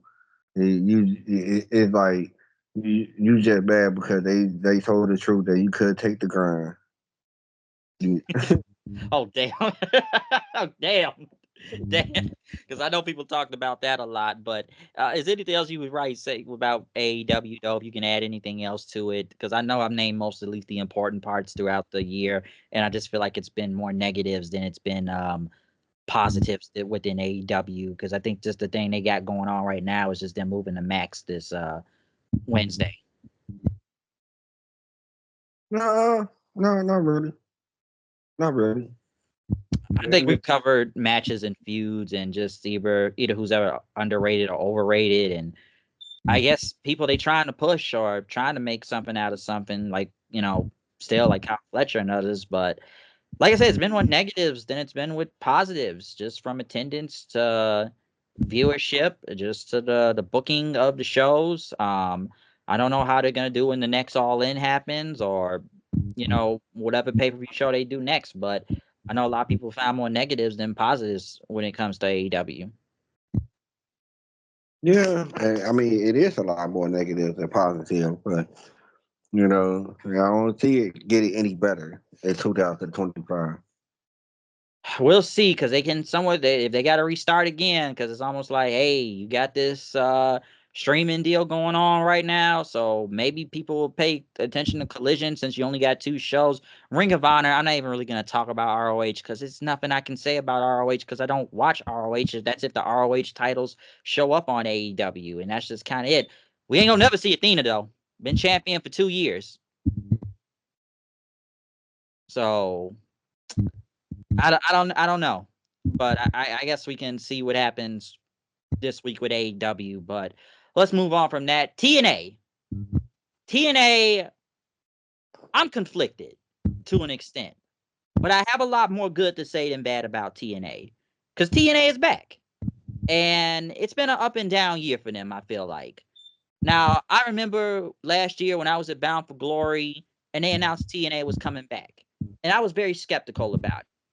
And when they came back, it was a lot of things changing. It was a lot of things going on. Hard to Kill, first pay-per-view of the year. And a lot of people end up coming to TNA, as we saw, like a Nick Nemeth, or an Ash by Elegance, formerly known as Dana Brooke, or a Mustafa Ali, or there was a lot of people that kind of from WWE end up coming to TNA, but we saw how they were doing bigger crowds now. Even from the first pay-per-view, we saw it Hard to Kill in Vegas. And a lot of people they brought in, a lot of, Okada even being back on TNA. If everybody knows the history of how bad it was with Okada back then, why New Japan stopped working with TNA, look that up. Or even having Ospreay on there. It was a lot of things with TNA, even from the beginning of the year with Hard to Kill. Yeah, we know, Trinity left, dropping the Knockouts title, but TNA, I feel like it's been good and bad. Now, I do have a question, like, especially right now, Scott D'Amore. Scott D'Amore was one of the people that was really like the flag bearer, hyping up TNA, letting everybody know that it was back and everything. But Scott D'Amore was kind of fired like a few weeks after TNA was brought back. And that was very questionable. But I'm conflicted in a way, because I kind of sit there and I wonder, looking what TNA is now and the big crowds they've been doing and all that and stuff, I wonder would they have still gotten that if Scott D'Amore was still there. I don't know. And here's the thing, I feel like Scott D'Amore was doing a good job in front of for the things he was doing. So I didn't understand the fire. Remember, we was all confused about that. Why did he get fired? It was very confusing, and we didn't understand it. Yeah, I didn't. I know he did an interview recently, not that long ago, and he kind of explained it. Because remember, some people kind of left, and a lot of the roster was really mad that he had got fired, and were really pissed. And some people did leave. The Motor City Machine Guns left. There's a lot of people leaving right now. We'll get to that soon. But what was it? I'm trying to remember who else is gone now. I know Speedball. Well, he was still there after he left. But Zell Shaw, for obvious reasons, I know why Shaw left. Because of Scott D'Amore. But there's some people that did leave when once he was gone. And it just really confused me. But I do look at what TNA has been doing right now, and I'm glad to see them doing bigger crowds and a lot of positivity and people wanting to go there. And it's been on a good rise right now. They really been back on the rise. Like, I feel like they've had more positives throughout the year than negative. But the Scott D'Amore thing, I'm just kind of I am conflicted to some extent. Because it's like you had him do all this hype bringing it back, but I guess there was just management and, Anthem and all that being involved, and then they hired a new guy as the president, because some people feel like some people feel like they left because, I don't know, because they want to get the highest paid, like Scott was paying them, or just Scott was booking his guys or something, and then once he wasn't in charge, it was going to be different. And even after when TNA just, for the first few months when it came back, the crowd size, like I said, Hard to Kill, that was a big crowd size. A little bit after that, it was somewhat in smaller buildings, and even when they went back to Vegas for Rebellion, I think it wasn't a full crowd like it once was before. But like I said, we still had people come back, even like I'm naming now, like Sammy Callahan or Matt Hardy and others. So it does question me, whether if he was still there, would the company be where it's at right now? I It mean, makes me wonder. yeah, it makes you wonder, but it looked like he was on that he looked like he was on that road where where a lot of things where he would change to the company name and everything. I think he was already on that on that pace. So we can't really say if it was, if it wasn't going to be any different with Scott there or not. So that's one of those mysteries that we can't really say. But I can say that it wasn't like it wasn't like he wasn't doing a good job. And I'll say this too, like, I think, if you get a chance, look at his interview with Chris Van Vliet. I think he explains a lot, but he made a lot of things happen. He was the one that got Jordan Grace into the Royal Rumble, like, or just even being on NXT this many times throughout the year. Yeah, so that's what I'm saying. Like that's what I'm saying. I think he would have, but I think he would have. In my opinion, I think he would have still been. They would have still been in this position.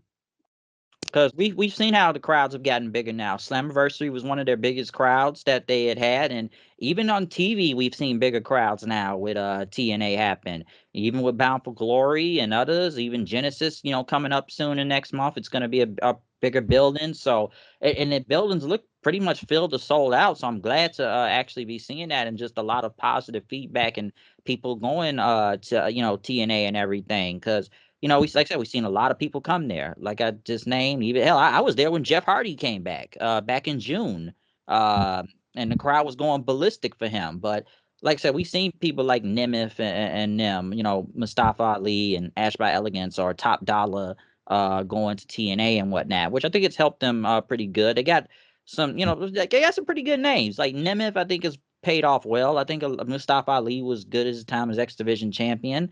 And so I think it's some positives, and we got to talk about a lot of MVPs that really helped TNA. One of the MVPs you could say is Jordan Grace. Like that's been one of their top people. Yeah, most definitely was they top people. One of the people that held up the women division. You know, you can't tell me that. If anybody else would have had a match with Ash by Elegance, it would have been bad. But she had a match with her, and it was decent, and that's how you know that Jordan Grace is one of they bright shiny stars to TNA. Yeah, because she's had the title since Hard to Kill, and she didn't lose it till Bound for Glory against Masha. Because I even got to the point where I said, like, damn, what kind of competition does Jordan Grace even have on TNA? Because I feel like she ran through literally everybody that they had to start bringing in people like, Steph DeLander, which I think they signed anyways, but from other companies. But it got to the point where it's like, man, she beat everybody in TNA. She got to go over to NXT and fight some people over there now, and go against them to find new competition, just like with the Roxanne Perez match. I knew she wasn't gonna beat Roxanne for the title. I know we talked about it earlier, but she still looked good coming out of it, and even the many other times she showed up on NXT. I know some match been questionable because it's almost like, and I know NXT's got to protect their people too. Because I just remember it was Jordan Grace and Soul for the title, the Knockouts title, but it's like, I think remember Shaggy, me and him was talking about it. Like Soul hadn't really been in the storyline enough that much, but somehow she's taken Jordan Grace to the limit, and it just ended up in a DQ finish. Yeah, first of all, I didn't like that because it's like Soul haven't been really been booked as a person who would take somebody like Jordynee Grace to the limit. Like nobody, that wasn't good. That wasn't good. I wasn't feeling that. But like you said, NXT got to protect their people too. So I guess that has to happen. And we've seen the partnership with NXT and TNA, and we talked about this before, and I talked with other people too. I'm back and forth on this. Listen, I'll admit this is better than what AEW did with TNA before. That was horrible what happened. But I do question with NXT to some extent, because yes, we have seen a lot of people from TNA end up showing up on NXT. Would have been the Rascals or Rosemary or Joe Hendry, which we'll really talk about soon, or Alex Hammerstone, or damn, who else from TNA has popped up on NXT? Because I kind of wonder, it's like, man, TNA, you can't be sending all your heavy hitters over there to NXT all the time, because like, what is TNA kind of getting back in return from this? And it's not like they sent the bigger stars from NXT. Let's remember, NXT is developmental at the end of the day. Okay, we know that. But a lot of people wonder, are you going to send a Roxanne over there, which she's been in this company before? Are you going to send a Trick Williams over there, or one of the bigger names, not just like sending Gallus or most of the new women that from NXT that just kind of got there? Like, you sent Soul and some others too, but once again, they still new though and just got there. So I don't know. It just make me question. I said this before. I'm like, I ain't trying to see TNA just become some farm system for WWE. Because come on, we know they want Jordynee Grace. We know that, and I think we know Jordynee Grace is going to be on her way out the door soon. I think we both know that. And I was just like, man, don't get bought out by WWE, because I ain't really trying to see that. I don't think that's a good idea. We don't even know that's going to happen or not. I hope it doesn't, but the more I see, I'm just saying, like, don't become a farm system for them. Here's the thing, who the TNA really want that could come over there from NXT that go pop a rating or be like, oh man, we gotta watch TNA because this guy. It's like I don't think Trick Williams will be a rated pop over there. Like, oh, okay, you got Trick Williams for probably a night or two. Where you go, like I really don't see anybody over from NXT going to TNA and really helping out TNA like that. I really don't see it because they already have big stars like that. They really don't. NXT is just a whole bunch of guys who they just picked up from the NIL thing, or the little signers they got like Julia and Stephanie. Like, there's really not too many people that they could really send over there that could really help. Yeah, because who could they really send? And it's not like you're gonna just start sending people from the main roster to TNA. I don't think that's really gonna happen. So it's not gonna be none of that. Like we already know that. So it's like, who could you really send? But like, NXT does have their eye on some of these people, though. Obviously, like I said, with Jordynee Grace, or obviously Joe Hendry, because let's be honest, Joe Hendry has become a big thing in TNA. Obviously, he's become very popular, one of the biggest stars in TNA. I still remember that concert he did on Top Dollar months ago, which was hilarious. But hell, we seen Joe Hendry go for the NXT title. We Yeah, seen that. yeah. On as the main event on one of the on NXT on NXT pay per view. So it's like, yeah, I could really no doubt about that. NXT really, benefited. But I think the TNA stars who came over there to NXT really benefited too. So it went hand in hand. It ain't like NXT or WWE is really taking so much more away from them. And these guys are getting the exposure that they didn't really normally have, just being on TNA television. You know, NXT at least get at least 600,000 a week.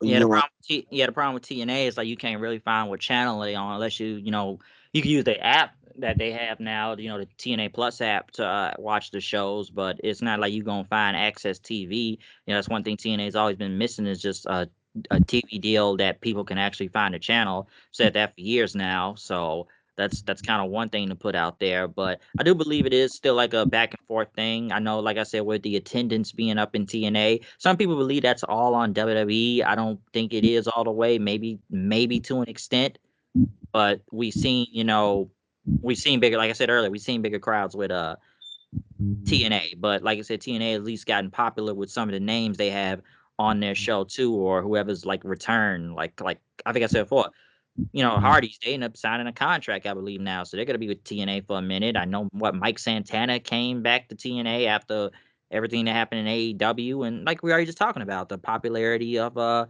Joe Hendry and him being on NXT, and just him in general. We know how over he is. So TNA's got names. Like we've seen a lot of good positive stuff throughout there. I don't know if do you think Hendry's gonna win the title at Genesis coming up? Well, he should.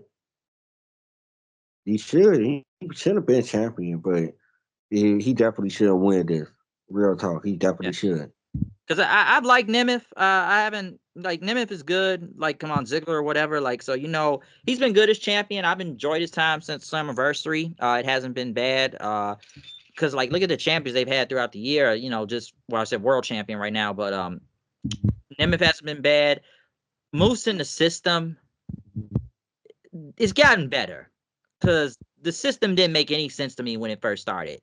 It just felt like some guys just came together at the last second and formed a group, and then Moose became the world champion. Well, yeah, I did. But yeah, I wasn't really feeling the system like that. Yeah, I like Moose. I really like Moose. But like you said, it was the collection of guys that they just picked together. Like they get Eddie Edwards, they go get Brian Myers, they go get Alicia. She gonna Uh, come with and Moose. They put them all and together. Fandango. Yeah, just put them all together. Oh, okay, then what we gonna call them? The system. All right, cool. That's how it felt like. That's how I, it felt. I think it's gotten better. I'll say that even throughout its time because I wasn't really so sure as Moose's world champion. I know he's the X Division champion now, but I wasn't really so sure about it at first. How this was going because I was actually surprised. I was like, oh, Moose actually won, and he beat Alex Shelley for the title at the time, so he had been champion for at least about 6 months in TNA before that. That 6-pack challenge and everything, and Nemeth won it from there. So like I said, the system has gotten better. There's been a lot of positive stuff, like I said, a lot of great matches they've had throughout the year. I liked Mustafa Ali and Speedball back at Slammiversary. I thought that was one of the best things out of the night. Um, Obviously, Masha Slamovich and Jordan Grace. That was another great match. TNA's had I feel they had a lot of great matches throughout the year. We're still trying to find a mystery of why JBL keeps popping up.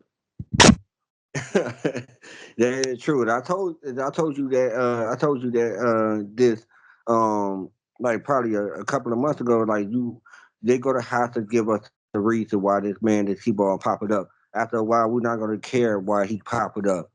You're gonna have to give us a reason soon. True, like you got to tell us at one point. You can't just keep coming out and clotheslining the hell out of people, and Nemeth after acting, obviously oblivious to everything right now. So they got to tell us something. But I'd like to, a lot of other stuff too. Mike Santana's time, they took in their time with his booking. Um, who else? I'm trying to think of the names. I'll admit Top Dollar's kind of gotten better. Well, I think obviously they got him with the other guy now, Casey Navarro, because well shit, we already saw what happened with Rich Swann. He been wilding out too much, so they had to sit him down for a minute. Um, Obviously the resurgence of the Hardys, Matt and Jeff. Yeah, I mean, I would have called it a resurgence because they really did nothing yet, have they? They're the champions. Yeah, I know that, but they just threw the championships on them. That's how I feel. Like I really don't see it resurging. Like they doing all right, but I don't know. It's like they have to go back there to do all right because of Tony Khan. didn't know what to do with him. After Jeff came back, he didn't know what to do with him after Jeff came back. True, but to be fair, Jeff Loki did this to himself because even Matt said they were gonna be the champions, but Jeff kept fucking up. You saying, I mean, but what once you got once you knew the crowd wasn't going nowhere after Jeff mess up, and you still see the crowd still over for Jeff. As he came back, when he came back, you should have tried to pivot and did something else with him. But like you said, I definitely understand that Jeff did screw up the first run. That was bad. That was bad. But yeah, I mean, at the same time, all right, cool. Hear me out on this one. Hear me out on this one. I feel like Jeff Jeff and Matt right now, they should be there to elevate a few teams, not just one, a few teams down there. Help out while you down there, cause you could definitely use Jeff and Matt Hardy, tag team experts on how to become a better tag team, and I really think they should be there to elevate new stars. True, that's true. Like they have star power, but like say you still want to elevate somebody. I would say ABC, and they were doing good throughout the year with the matches they have. It's unfortunate what happened to Chris Bay, and hopefully he gets better at some point because we already heard about how bad you know, we never saw it, but this neck injury that he got, it's pretty bad. And they really need need some tag teams right now because the tag team division has been kind of really lacking other than the system right now. ABC is hurt. They need to do something with Hammerstone, which I like. But they got to do something with Hammerstone and Jake something. I know they gave Josh Alexander a stable, but then again, I heard he may be on his way out the door too. So I don't know. They kind of need to get better on the tag division right now. I'll say that with TNA. But like, and another thing too, like, and I said it's been mostly positives with TNA throughout the year, just from what we've seen and just from the matches and the pay-per-views that they've put on. I know some people say it's kind of a negative light now that's kind of coming in the end because apparently a lot of people are apparently leaving. Speedball already left. Apparently he's going to AEW, so that's why the X Division title's on Moose. And then I heard Trent Severn is apparently leaving. Kushida, Josh, because remember, Josh Alexander wanted to leave early in the year, but they extended his contract. And he wanted to go try some new stuff, but like TNA kept him around, so his contract is already coming up. Jordan Grace, like I said, we already talked about that. I'm sure we kind of know she is most likely going to WWE soon. So I don't know. I feel like they kind of need to re-up on some people right now in TNA. I don't know who else. I may be forgetting some names, but apparently there's supposed to be a lot of people leaving. But the negative light that has kind of hurt him now in the end of all of this, and I'm sure we've seen it for about a few weeks now. Tessa Blanchard coming back to TNA, which a lot of people are not happy with that. Yes, a lot of people not happy with it, but I feel like she took the picture with the person that she really was, that really should have been mad at her, and I feel like they swash it, Hey, I don't feel like at the same time like it gonna really help out like that. She gonna have good matches and everything, but with a lot of people not really liking her, they're not gonna really help your product because the people not gonna really wanted to see her. You know, so it kind of I don't know, it kind of bad. It's a bad I, thing. I'll say this. We know Tessa Blanchard is a great wrestler. Knew that before when she was in TNA.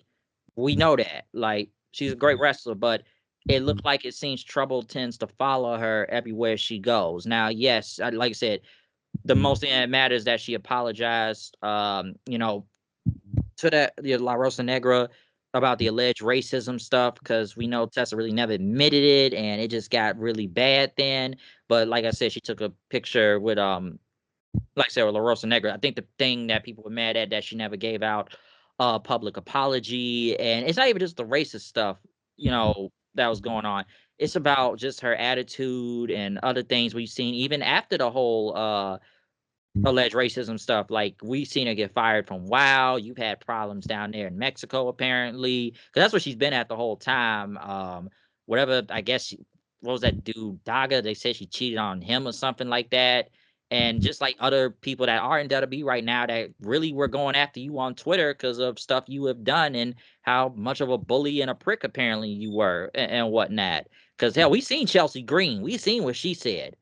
Chelsea Green ain't held back because even when Tessa did an interview a few months ago, Chelsea's like, hey man, I don't condone suicide and that's a serious thing, but it's like you haven't taken any accountability to what you've done. So it's like, why should we really even kind of feel sorry for you? It's almost like it's not genuine and whatnot. And it's like I said, I do believe in second chances. I just feel like in Tessa's case, it's like, has she really earned that second chance though? That's the thing. Cause I've already seen some more, even Conan it went on to say like, uh, she had problems with her down in Mexico and even Warren Scott the more apparently. Cause like I said, remember, she was in TNA before.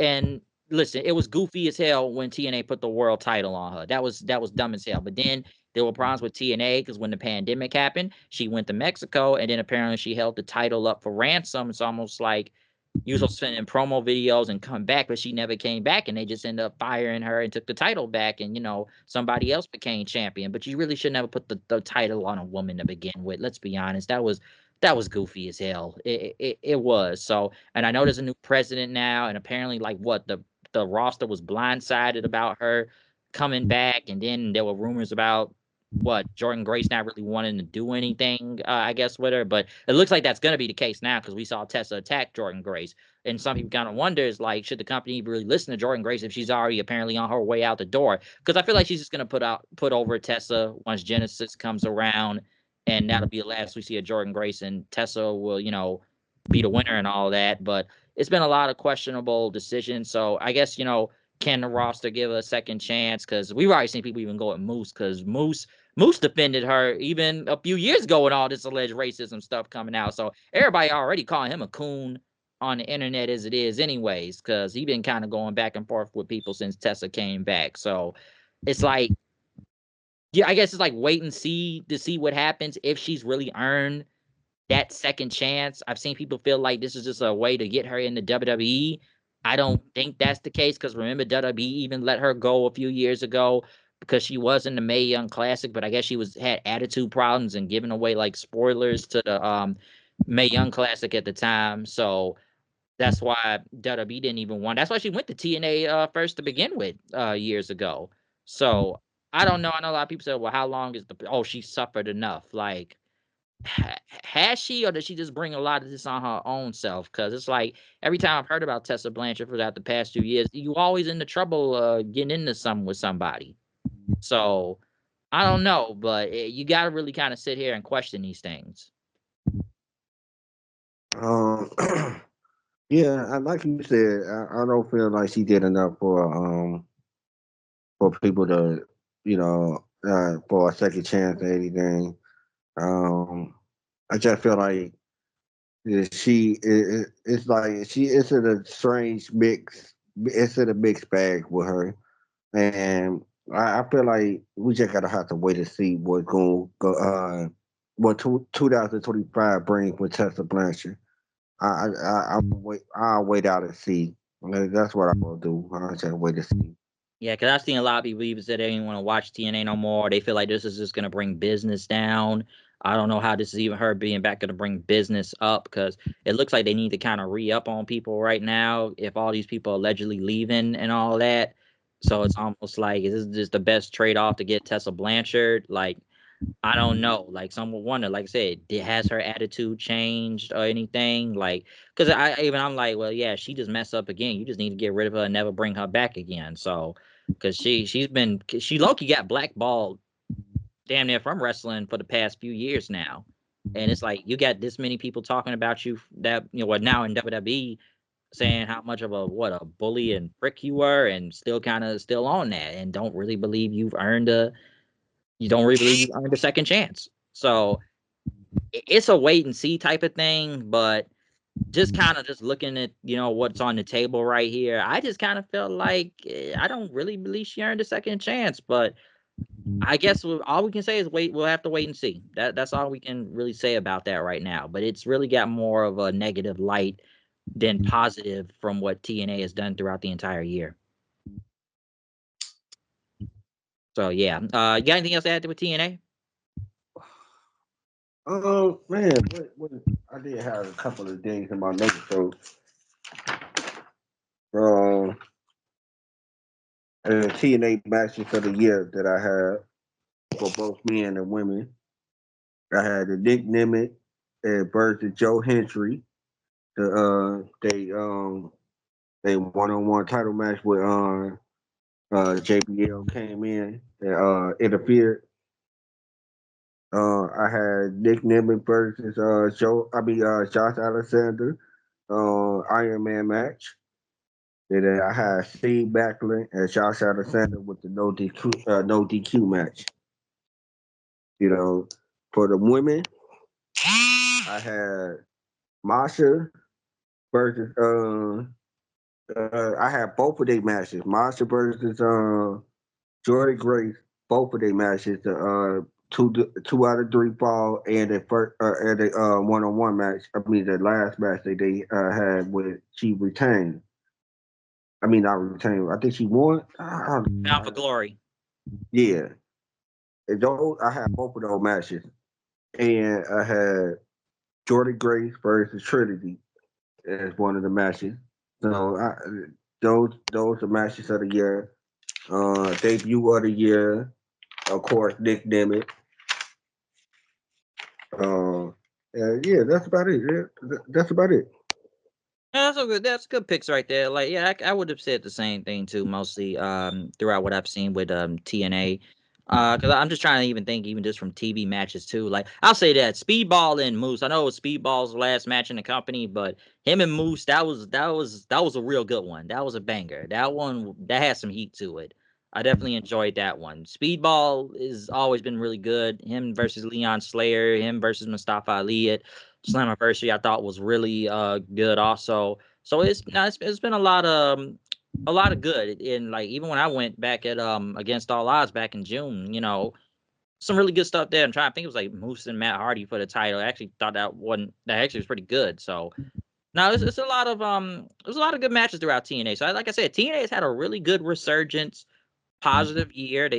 Like I said, we've seen bigger crowds. It's been more attention in TNA. I know it's been a few negatives here and there, but it's been more positives. I know everybody's always going to say they need that TV deal. I want to see what happens when they go to a bigger crowd coming up in the next few weeks for Genesis in Texas. So we're gonna see what happens. So now I gotta say, TNA's had a really good year, and I'll make this last thing quick because I know you gotta get up out of here too, and I'm gonna make this as fast as possible. Because I don't really have a lot to say about. I know you told me earlier, like you got to take the New Japan part, because all I can say about New Japan is this, and I know they've been in a rebuilding process. I feel like this is the year a lot of people left because a lot of big names did leave New Japan, um, like Okada, Osprey, and Tamatanga and whatnot. And they've really been. I know Tanahashi's the new president. And they've really been trying to rebuild. I think Zack Sabre Jr. has had one hell of a year. Zack Sabre Jr. won the G1. Zack Sabre Jr. is the IWGP World Champion. I know I can't go through a lot of matches because I did take time, like just seeing what I've seen in New Japan.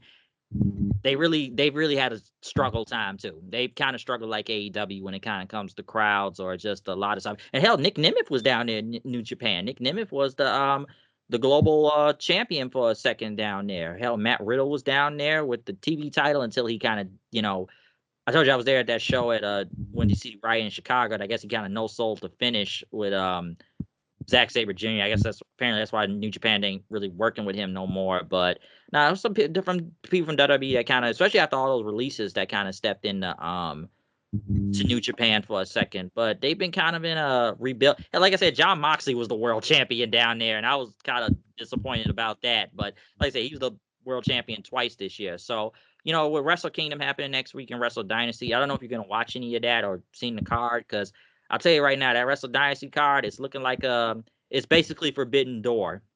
like for Forbidden Door 2.0. I'll send you the card when I got the chance. But they got their biggest shows of the year coming up next week because Wrestle Kingdom is their WrestleMania. But like I said, I'm skimming through it, but I know we're strapped for time and everything. But yeah, New Japan, they've had a pretty rough year, especially losing a lot of names and trying to rebuild names or trying to make new stars out of some people or some that they shouldn't. But I don't know. I know you don't watch the show, but it would take me a long time to kind of go through that. But hey, I'm glad Zach's the champion though.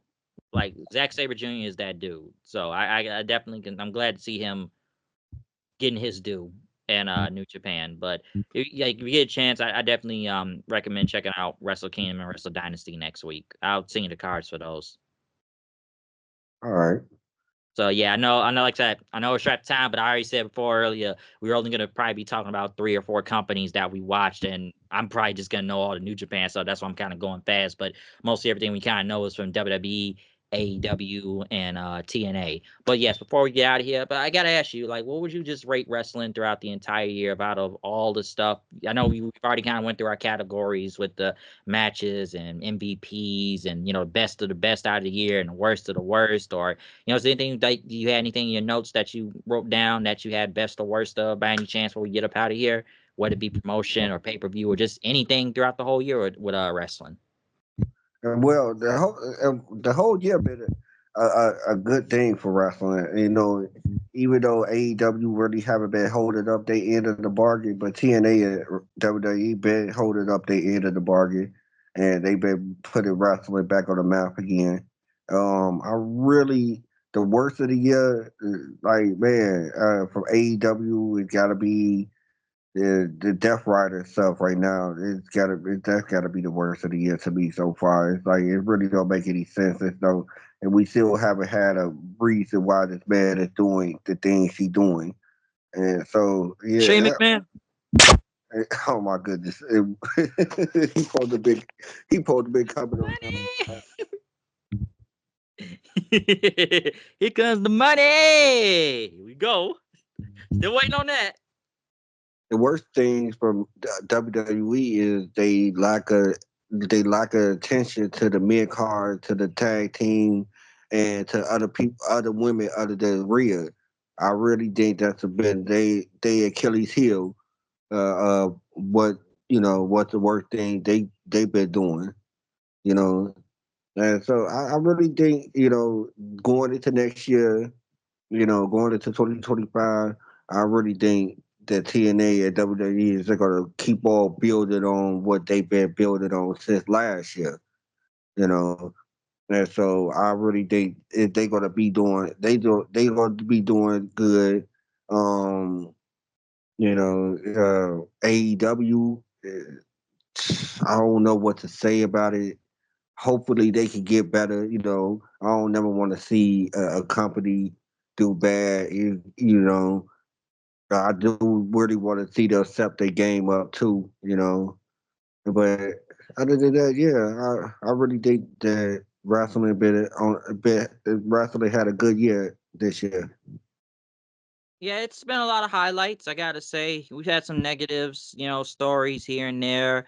But I think it's been a lot of good stuff, a lot of stuff that was brought back. I know we lost some people too, I guess within wrestling throughout the year. I know I didn't mention that, but lost some legendary names, like a Kevin Sullivan or man, we lost a few good people. Who else had passed? The Wild Samoans. Yeah. I know I'm forgetting. Can you kind of just reiterate me because my mind's going blank? I ain't gonna lie to you. Mine says too. Mine. Hey, I'm not trying to be disrespectful or anything. I just kind of really forgot. I don't think it should be any disrespect. It just kind of slipped our minds a little bit. Psycho Sid, man. I was actually surprised about Psycho Sid. Yeah, Michael said, he did pass away this year. Yeah, so that one's I was actually kind of surprised by that one. Yeah, that's why I'm just kind of remembering just some from the just from the top of my head. So That's why I just kind of want to at least address that, because it did lose some good people throughout the year, so it had to be addressed and everything. So nah, it's a lot. Like what, Oli Anderson, nah, it's a lot of people. So definitely rest in peace to them. Sorry if I'm not going too long on it. But Virgil, man, #1 hustler, man. That man was a true hustler. Virgil was that guy. I don't care if anybody says, the man was a hustler. One of the last true hustlers in wrestling, I'm telling you. But Yeah. nah, like overall though, yeah, I think it's been really good just wrestling overall. We've seen a lot of good stuff. So it's been a lot of resurgence and a couple falls here and there. But we're gonna see what happens soon. Hey, we got AEW coming up this Wednesday. We got Raw going to Netflix. You got Wrestle Kingdom Dynasty next week. So hey man, nothing doesn't really end. You still got something big coming by next week or in the next, well, tomorrow still too. Like I say, you got stuff coming tomorrow. So we gonna see what happens, man. So definitely a lot. But yeah, other than that though, yeah, we hope everybody out there has a happy new year, happy holidays and all that. I'm glad you could sit and enjoy this year in review for wrestling throughout the year of 2024. And we'll see what happens next, because we got a lot of pay-per-views coming up soon, and we gonna see what happens. And hey, go check out that World's End review that's up online right now with me and Black Shaggy. So yeah, anything to plug before we get up out of here? No, nothing else. Just follow me on Twitter at straightface40, and that's about it.